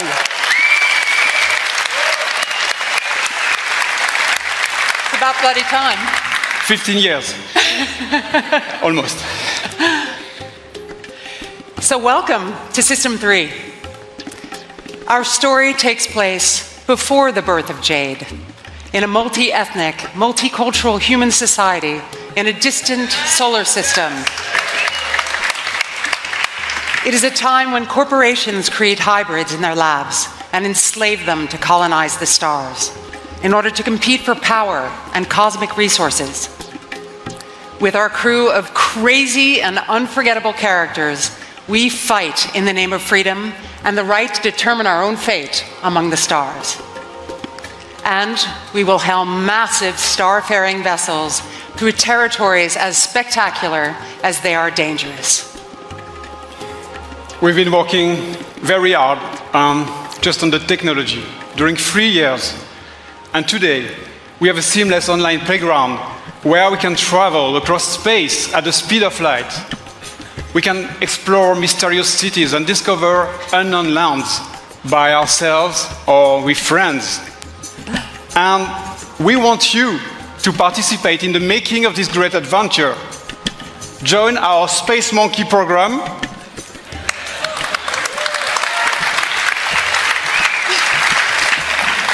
Today, and help us make beyond good and evil a world that will challenge us and bring us together for thousand adventure, thrills and fun.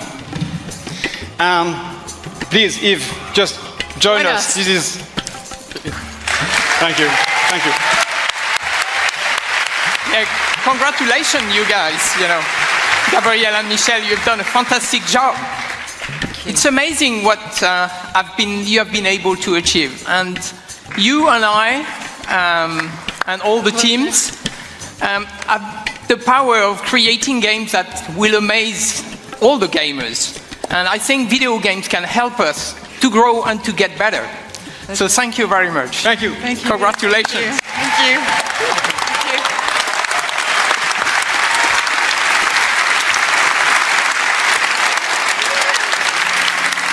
So now, I would like to thank everyone here in the room and those who are watching us from home.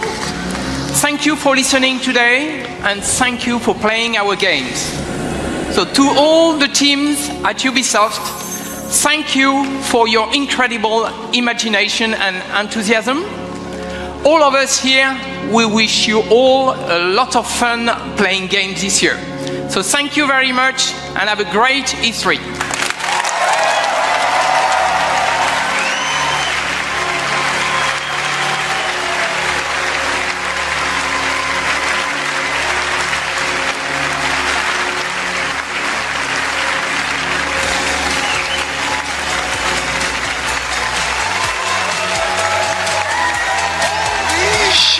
Okay, wait, look, most importantly, it's not over. The show is not over, folks. We're gonna send you back to the home base behind the theater.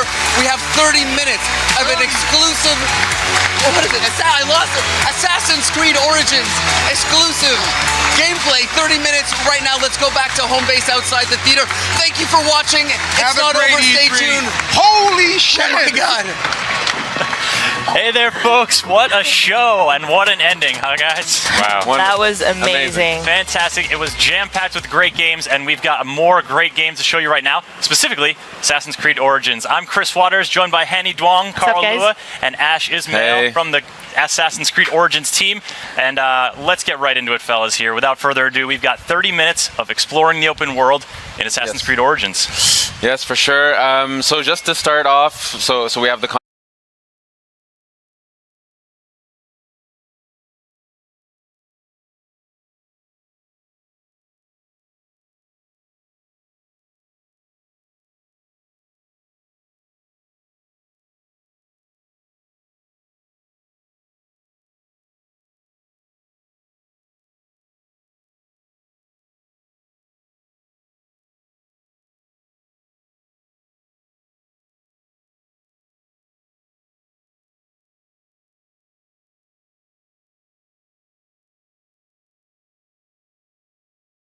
fun playing games this year. Great games to show you right now, specifically Assassin's Creed Origins. I'm Chris Waters, joined by Hanny Duong, Carl Lua, and Ash Ismail from the Assassin's Creed Origins team. And let's get right into it, fellas, here. Without further ado, we've got 30 minutes of exploring the open world in Assassin's Creed Origins. Yes, for sure. So just to start off, so we have the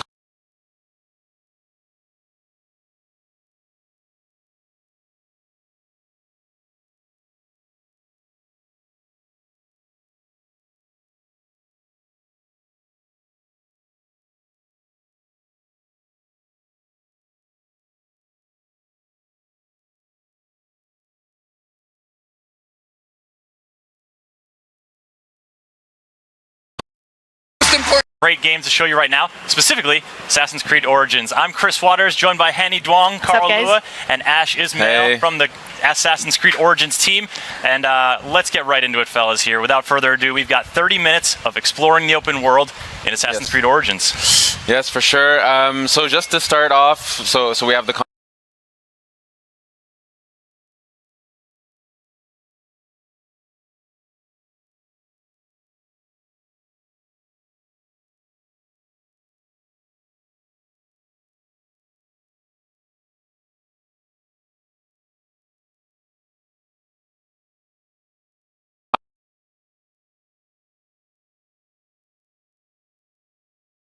great games to show you right now, specifically Assassin's Creed Origins. I'm Chris Waters, joined by Hanny Duong, Carl Lua, and Ash Ismail from the Assassin's Creed Origins team.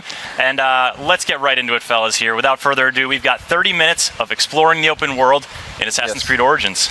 Yes, for sure. So just to start off, so we have the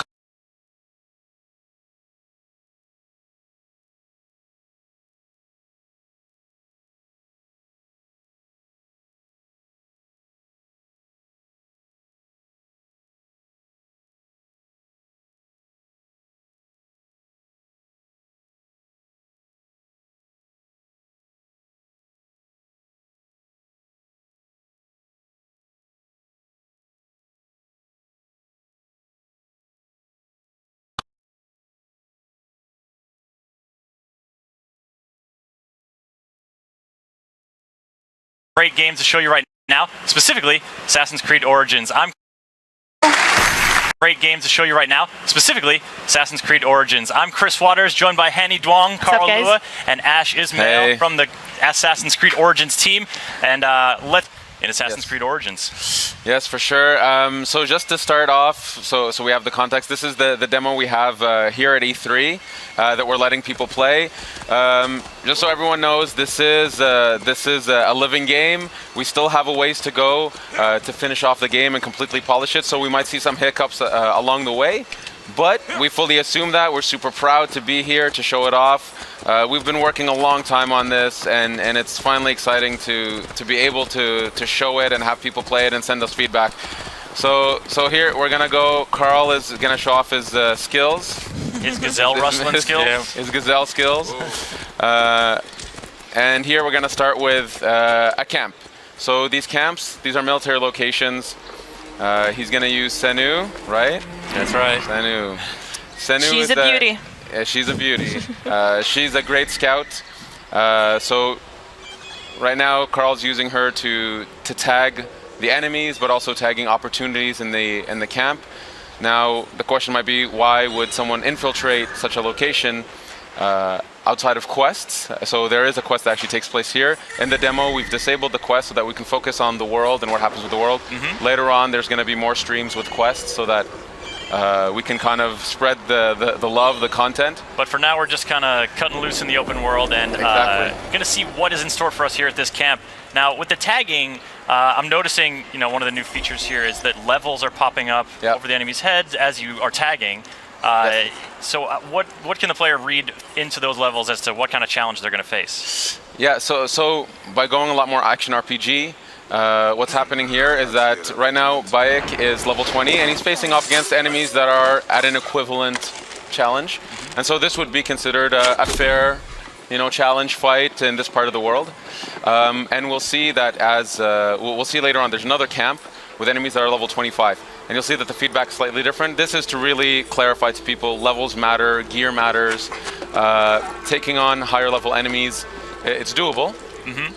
But they're tougher not only in stats, but they're also tougher in behavior. So the higher level they are, they have more capacities, more abilities, stronger weapons. So you might want to think twice before taking them on, or get some better gear, or just light your arrows on fire. Yes. Ooh. Apparently. What are you doing there, Carl? I think I'm going to cause a little bonfire down here. Why not? Because it's not hot enough. Yes. Just a little more warmth from the bonfire. Speaking of which, my feet are on fire. We are in the middle of the sun it is here. really hot out We here. suffer for your entertainment, viewers. Listen, this is the live streaming equivalent of method acting. Bayek is warm right now. You think that hood is keeping him cool? That hood is warm, and I will say for the fans out there who Oh, the lion's attacking the horse. Attacking the horse. He's got a snack on some Well, horse it is a meat. distraction. He's Not been the caged up distraction for a with- while. So that's something that we fully embrace in here. So all the NPCs of the world, all the humans, all the animals, they have a full life in the world. They have needs, they have wants. Animals, you know, they hunt, they sleep, they find shade. So in this case, this lion has been captured and been put in a cage. And at this point, it becomes an opportunity for the player. You can't always guarantee it, but okay. So these guys they sense something. They've seen a lion getting released. They've seen Kind of hard to miss that one. yeah, a fire. There you go, Carl. know something's going well down. done. I've seen well that. done. All right. Nice job, Carl. So here we go. So Going we the just stealth picked up way. a bow. So this is something that's really important in Assassin's Creed Origins. It's gear. Goodbye, Vish was lion. terrible. He was so kind to you. Wow. He attacked Helping the you. horse. He should have been attacking No the real soldier. lions were harmed. Out of the making frying this pan demo. into the fire. So we picked up a bow, and we saw that it was a blue bow, which means that it's a common weapon. So rarities do matter in this game. Yeah. The more rare the equipment is, the more attributes it has, the more properties it has. So as opposed to just does some more damage, it cannot have other properties. Like what is an example? Exactly. So other properties could be things like poison tipped. You know, being able to generate adrenaline. Adrenaline is a concept. It's a resource in the combat system that allows Bayek to unleash a fury of attacks or just devastating, overpowering attacks. And you can build adrenaline through the combat system. And some weapons charge differently than others, so this is part of the depth of the combat that we want players to mess around with. And this is a whole new combat system you guys have. Boom, headshot. It's way different than the feeling before of Not sort of dead yet. being an He felt assassin. it. He's dazed. Take him out. It Poor hit his guy. helmet. Poor guy. Oh, Ooh, he can cover some ground. So this guy's a commander. That's the gold icon. Uh-oh. Not for long. There we go. There we go. Dead. So there we go. So killed. So here we found a Very second killed. bow. So in a military location, military locations are great for finding equipment and new gear. Aside from playing quests, these are also places to be able to upgrade Bayek with new weapons. Loot all that. So here we found a bow. Oh, we leveled up, which gives us an ability point. So we'll check that out in a second. Check it out now. Yeah, and we found a shield. Oh, cool.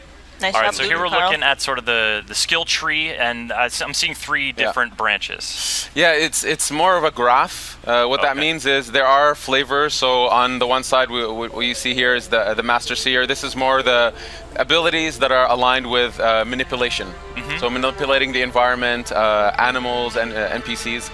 In the center, we have the warrior aspect, which is really delving deep into fight.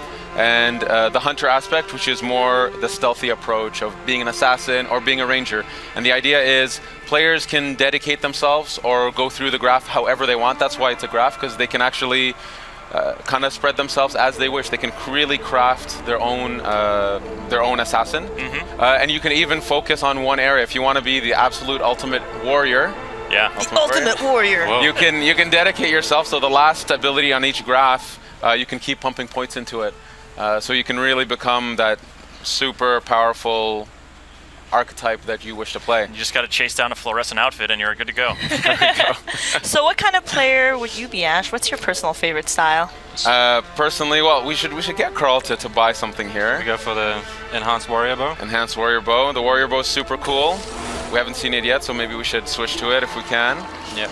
We did pick up a few new bows, right? Yeah, we should check out the new gear. Check out our gear. Definitely check out the new gear. So in terms of my style, I would say I'm somewhere between hunter and warrior. I can't choose one or the other. I sometimes prefer stealth, sometimes prefer just duking it out with the guys.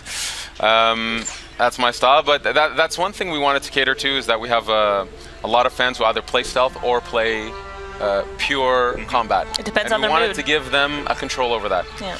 So here we can see that Carl put on a new bow. You also had a new shield. Put on the shield, put on the shield. New everything. New bow, new Is it shield. really going to be better? Let's have a look. It's way better. So you can see the shield adds to the player's resistance. Okay. It was quite significant. And we can see it has a property, which is that when you block a hit, you generate adrenaline. So the idea is with gear, you can actually start crafting, again, the way you fight, the way you stealth. We can see the crafting at the bottom there. So just like combat, there's no longer this concept that you can one-shot assassinate just anybody. Enemies that are higher level, you'll do stealth damage, but if you want to one-shot them, be that true lethal assassin, you have to craft better hidden blades. You gotta work hard at it. And now we're going for a little boat ride. Yeah. Yeah, trying to cool down in the sea, which I wish I could do right now, because I am on fire. Pretty hot. So this is the amazing tech Singapore has been working on. The water. I think it's some of the most beautiful water in any game. It's absolutely beautiful. It's completely seamless. We can, at some point, we'll dive underneath. For now, you know, we have an island here. Let's maybe at some point explore the island. Well, this lake is really big. Yeah, can we just get a sort of look at how big this is? So this is one Take of the a look at this lake. Wow. Yeah. I don't know. You I'm can see the draw distance are absolutely stunning. Yeah, this is, for you folks watching, this is running on the Xbox One X. Yeah, it's absolutely beautiful. It's really allowing us to showcase what we can push with our engine, the beauty of the world. We really want to do Egypt justice and show it off, show off our artists, show off our technical people, our programmers who bring this to life. It's gorgeous. So here we can see some boats in the distance. This bigger ship here. There's always opportunities. The world is alive. You know, fishermen are out catching fish. They'll take their goods to shore, to docks, take them to the markets, go home and sleep at night. And there's always opportunities for the player here. All right, out for a little swim. And you mentioned underwater. Let's take a little dive. Okay, let's take a little dive. Take a look. You know, I see something dangerous off in the horizon there. Oh yes. Oh yes. Oh, what is that? It's a hippo. Oh man, do we have other He looks pretty creatures? friendly. Let's get closer. See what happens. It's a good idea. Very good idea. Or not. Carl has a great track record with animals, so nothing could go wrong. But so you've heard about his stories from Singapore, I see. So this is a location. The reason there's loot here, the question might be, why is there loot here? The reason there's loot here is actually this island. It's where the Ptolemies, so the guard force, they use this island as a way to stop, to take a break, to actually refill on some of their stocks. And so here we can see there's actually a guard on the other side who's been killed by what? I don't know, but maybe the hippo. Not a hippo. No, he's a good guy. I think we should say hi. Nice dude. He's a nice dude. Oh, I got a spear. You got a spear? Use the spear. Switch to the spear. Okay, let's switch. Yeah, because that's the thing. We've seen sort of that short curved sword in action. The khopesh, yeah. But there is a variety of weapons, and the sort of the reach of the longer weapons is going to affect how you are in combat. Exactly. So we have a ton of types of weapons. So 8 melee weapons, 4 types of bows, and this is just the types. Then within them, there's levels, attributes, properties, and all that stuff. And of course, it's a completely seamless system here. We're using the bow in water. You should get in closer, Carl, and see what happens. Those birds, if Carl is good, he can shoot those birds down. I got other problems right now. Let me deal with this angry beast. They're just trying to say hi. Okay. You know? I feel like you're engaging it on its home turf. Like maybe they're slower on land. You don't want to. Oh God. And he's using the spear. Oh no! You're smacking the hippo with your spear. Oh, poor hippo. What if it's a mama? Now, you know what? Man. Now you've gotten Carl. him angry. He just wanted to say hi. I think if it's a mama, Carl's in even more trouble. Yeah. Keep circling You're vicious, yeah. No hippos were harmed in the making of this demo. No actual hippos were harmed in the making of Assassin's Creed. This one's being harmed though. There we go. All right, so when you loot a hippo, what are you gaining from this beast? So, what was the purpose of this massacre? Do you ever think he would say that sentence in public? So animals. So the fauna of Egypt. Whoa. Is, Okay. Just throw that guy off his boat? Yeah. Poor guy. So this is. Sorry, buddy. There's a hippo just over there. Careful, huh? You can use the corpse as a float. You'll be fine. This is Carl style. So. Obviously, Egypt, it's very well known for its fauna, its wildlife, and we need it to represent that properly here. And then we have to say, well, it matters to the player on some level. So this is part of the progression system. So you gain materials that you would use to craft some of your gear. So that's. Oh! You're just a shit starter, aren't you, Carl? This is military. It's all right. These are military dudes. Put He's on fire now. Okay. Ooh, fire on a boat. That's That's a recipe for disaster. I like it. Oh, the fisherman's coming in dangerously. Oh boy. Is someone else mixing it up over there? There we go. Oh, now the boat's on fire. Coming for me though. He knew that his boat was in trouble. I better leave. Just leave him to tread water. Yeah. So you know what? If the situation was slightly different, I love how this guy's just along for the ride. He's just in front of you like, what is happening? Yeah, the guy's just chilling. The thing is, Bayek is a Magi. They are protectors of Egypt. They're protectors of the Egyptian way of life, and Egyptians have a high respect for Magi's, and they go to them for help. This is actually feeds into the questing system, actually. So, as a Magi, he respects him. He's gonna let him take his boat for a ride. You do you, Bayek. You do you. Set boats on fire. I like it too, because he's not like, obviously the boat's important to that dude. Like, it's probably his livelihood. He's like, look, man, you can take this wherever you want, but I need it when you're done. Yeah, just be sure you bring it back in one piece. For a bit. He'll even wait a bit. Eventually he'll leave, but he'll wait a bit for now.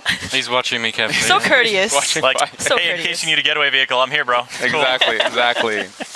So here, this is another military camp, but this one's slightly different. This one's a wharf. Here, what we wanted to show is just what it's like to take on enemies that are much higher level. So here we'll see some guards. So there's some in the front gate there. So level 25, you see that the badge is red, which is kind of telling the player, yes, you can try. You can try. Try your best. Take a run at him. Give it a shot, but it's going to be a very difficult fight because you're not at their level just yet. Eventually, by going through quests, by completing locations in the world, you will level up enough. So I would recommend just trying. Carl, what's your plan here? Are you going to take on this challenge? This guy's. He looks vulnerable. So let's try a headshot. He's alone. Let's try a headshot. See how much damage it does. Oh goodness, it's not going to do a lot. He's going to swat a fly. Yeah, he is. Oh, he is tough. Yeah, just a little scratch. Yeah. Get up on him. All right, got the spear. Working it in close quarters. And come on, get him, Carl. Oh boy, here we go. I believe in you, Carl. You can take him. He can take him. Honestly, he can do it. And Carl's been practicing. He's very good at the game. Oh goodness! Yeah, look at that one hit. Like a stun almost happening. Is that a heavy hit that I'm? Oh, dear Lord! You get an F for effort. It's okay. Yeah, 2 hits from me. Okay. So look, the game is live. This is, this is real gameplay. Exactly. Yeah, we take we take games very seriously in the sense of we want this to be the representation of the game as it is. We want players to see where it is today. So yes, in a demo playthrough, Carl died in front of everybody. Killed. But I've learned my lesson. You don't have to rub it in, Ash. In front of everybody. I've learned my lesson, and I'll just keep moving on. The level 25 is too high. Let's give them a wide berth now, and so you're coming in. You're sort of leaving the wharf and coming. Oh, hey, buddy. Yeah. So Carl just called for his mount. And does this horse have a name? Or is it a horse with no name? I believe this horse is named Amun-Re. Amun-Re. So, he's very handsome. It's a beautiful horse. Yeah. So Senu is our eagle companion. In this case, though, we wanted that mounts was something that the player can actually collect more and more mounts, purchase more and more mounts, and we have many different types of mounts. So there's horses, many types of beautiful horses, but also camels and eventually chariots. Camels. Yeah, and they all have their value, and so you can actually have different types of horses. Senu being the eagle companion that stays with you through the journey. So there we go. So we have this beautiful black horse here. Does the camel have a spit attack? Because I hear they do that. A spit attack, no, but you can rear with the horse. You can rear with the horse. The camel. Get the hooves in there. So we're sort of skirting the shoreline here, and this is. You guys have built, as you were saying in the presentation, this is a country. This is not just one city. So what kind of region are we in? Yeah, actually, before we go in, so here we found Umeria, which is a port village. Actually, maybe I'll ask Carl to go to the map. Sure. You can go to the map just to kind of give a general spacing of the world. So this is the lake that we've seen with Senu. If we keep zooming out. This is the aspect of the demo. The lake is where the demo takes place. Since we were riding a bit north of it earlier, we started around here. Yeah, that's how we unfog the world, by visiting the world. You unfog it. But just to give a breadth of this country that we've built. Oh my goodness. Yeah, move around just to show it's. Whoa. Yeah, Whoa. it keeps ginormous. going. It's absolutely massive. Up to Alexandria in the north. Yeah, Alexandria. Nice. There's the Nile Giza Delta. Desert, the Nile Delta, the Giza Plateau, Memphis, the ancient city of Memphis, and it goes on. Then there's Fayum, Crocodilopolis down in the south. The world. Crocodilopolis. Yes. Real city. I like that place, Thieves Land. What's going on? Does anybody ever go there? Really honest It's people just are like, there. I think No, you don't wanna go down. daring players should go there. There's a lot of cool stuff in it for them. So just to give an idea that we, this is a country. Egypt is, it's such a majestic setting, and we've dreamed of going to this place. And so when we started, and we decided we're going to Egypt, we understood that it was going to be, a labor of love. It was gonna push us to develop new technologies, to build such a crazy big world. And then to even populate the world with all these people that actually have agendas and purpose. For example, these people over here are being attracted by an event, if Carl would look at it. Oh God. Oh my goodness. Yeah. Oh, Egypt is hard. Egypt, it was a tough life. Place. Let's investigate. Priest, what has the boy done to deserve this? This has nothing to do with you. Back away. The boy will get what he deserves. I serve Sobek. I serve Sobek. I am a slave. Boy, what are you accused of? I was charged with ferrying 2 gold Sobeks to Crocodilopolis. Just out of port, my ship sank by the lighthouse. I almost drowned. The statues were lost. I didn't steal them. Silence! And you, step back, Sahedi. Wait, do not threaten me, Neb. I am a Magi. If the boy speaks the truth, I will find your gold Sobeks. If he lies, he is yours to deal with. So here we got a little bit of a taste of Bayek's personality and his attitude towards these masked priests that abuse their power. And this is a side quest. So our players can expect this type of quality, cinematics, great characters, in the optional content in the side quest. And we have hundreds of stories to tell. Egypt was a really wonderful place. Then we found so much amazing stories that we wanted a way to be able to tell them, and the quest structure allowed us to do that. But again, we're saving the quest stuff for other streams, for YouTubers out there. So for now, we'll continue with playing our through the open world world. shenanigans. Yeah, if you folks are just joining us, we're playing Assassin's Creed Origins on the Xbox One X with Ash and Carl from the Assassin's Creed Origins dev team. I'm Chris, this is Hanny, and we'll be doing this for about 10 more minutes, so stick around. We've got plenty of open world stuff to show you and some explorations here as Senu scouts out some more locations. So, she's a good girl. So here, actually, I'm going to ask Carl to not stealth this one. The reason we're showing these different locations, different camps and warps is actually we wanted to show a bit of stealth, we want to show a bit of fight, so I'm going to ask Carl. All right, well, what do we got in our arsenal here? He needs to earn some redemption. Oh yeah, okay. He needs to This earn time, redemption. win this one, Carl. Okay, let's give it a try. For the Okay, last. here I come, out the bushes. Are you going in with the spear? I'll just shoot him in the chest first, wake them up. Good wake up call. There we go. Nice. Okay, all right, all Nice right. dodge. Come on, Carl. Redeem yourself. Boom. Nice job so far. At some point, yes. just to show the one more hit and he's dead. the versatility of the fight, you can take out your bow. There, go dynamically in the fight. And, Oh my God, headshot. that guy's huge. Bravo. All right, now is he close to filling up his adrenaline meter here? Yes. He seems like that might be helpful. It's getting there. against this dude. It's getting there. I'll try and use it on the big dude. He is humongous. There we go. Okay, just get in there. Unleash. There we go. Okay. Oh boy. Oh boy. Okay, here we go. We're gonna see Carl. Oh yeah. Yes! Nice. Impaled. Very good. Very good. That was Oh, you beautiful. done good, Carl. Oh no, through the boy. throat that time. Nice. Nice job, Carl. You killed it. Thank you. All right, now give us a little broader context. Who are these dudes that Bayek is dispatching with such panache? So this is we're in the era of the Ptolemies. So these are Ptolemaic guards.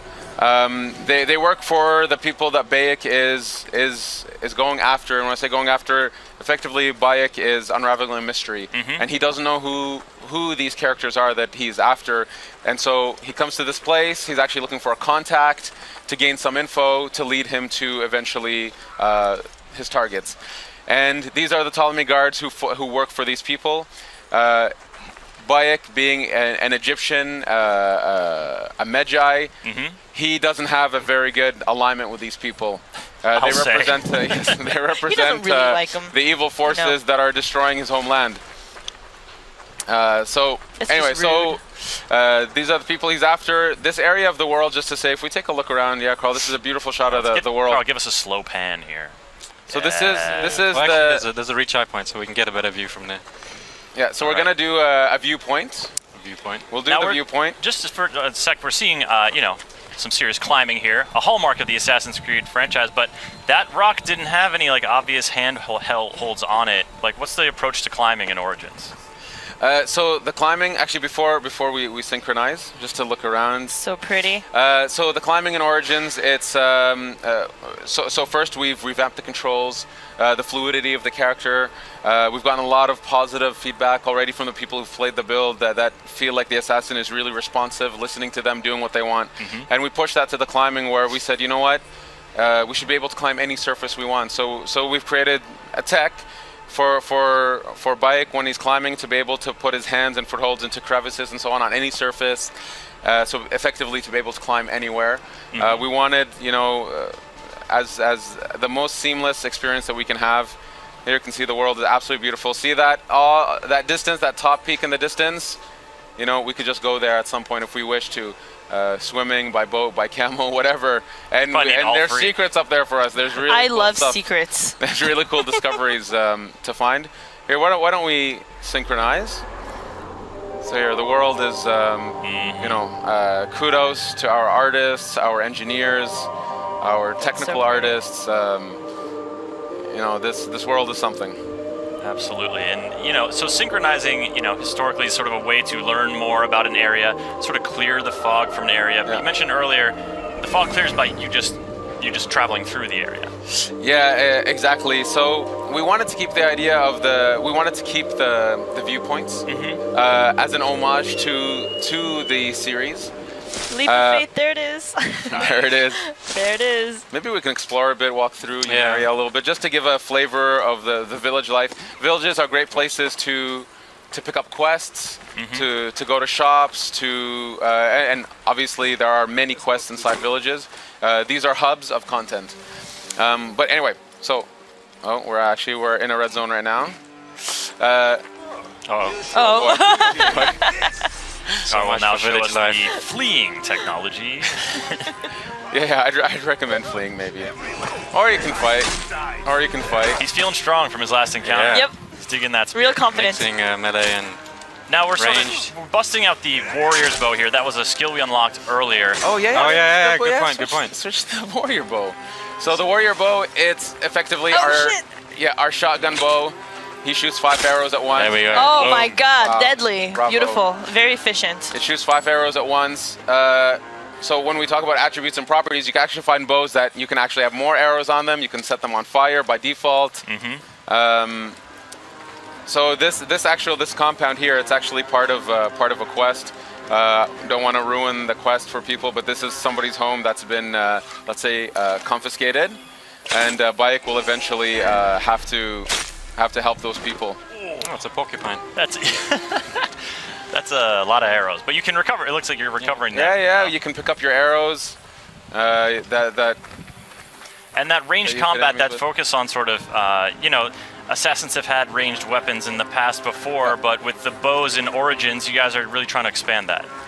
Yeah, it's a full-blown third-person shooter on that element. It's we really wanted that the playstyles we push, so range combat, melee, stealth, that this stuff feels authentic, and if you just want to focus on that the game will fully support it and will go deep into that. So we've really pushed ourselves to develop these gameplays. The shooting feels great, the bows feel amazing, and there's a bunch of bows we haven't shown. There's the Predator bow, which is kind of like a sniper. little can we talk about the cat? There's a little Oh my God, there's a cat! This is such a great way to wrap this up. Like, we just saw a cat in ancient Egypt. Come on, in ancient guys. Egypt, and you know what? Cats are very important in ancient Egypt. Can you pet it? So here, look. So see, okay, look. So systemically, you know, as I said, animals really live in this world, and so this cat has for some reason, an affection towards Bayek. He loves you, or she. Or she's sticking around. Reciprocate. Look at she loves them. She loves them. Carl, As I said, we've put a lot of effort on animals and their needs and what they do in the world. Yeah. I love that she appeared near the end of this stream. This is amazing. Fantastic moment. Yes. Ash, this has been so great, Carl. Thank you for showing off the game. There's a lot more to come this week, and but it must be really exciting for you guys. You know, it's been a long journey for us. It's absolutely wonderful to be able to show off the game and have people play it, get their feedback, see their excitement. I'm super proud of the team and what we've achieved. Kudos to the Singapore team, to the Montreal team, to all the teams that are working on this game all over the world, with many people supporting us.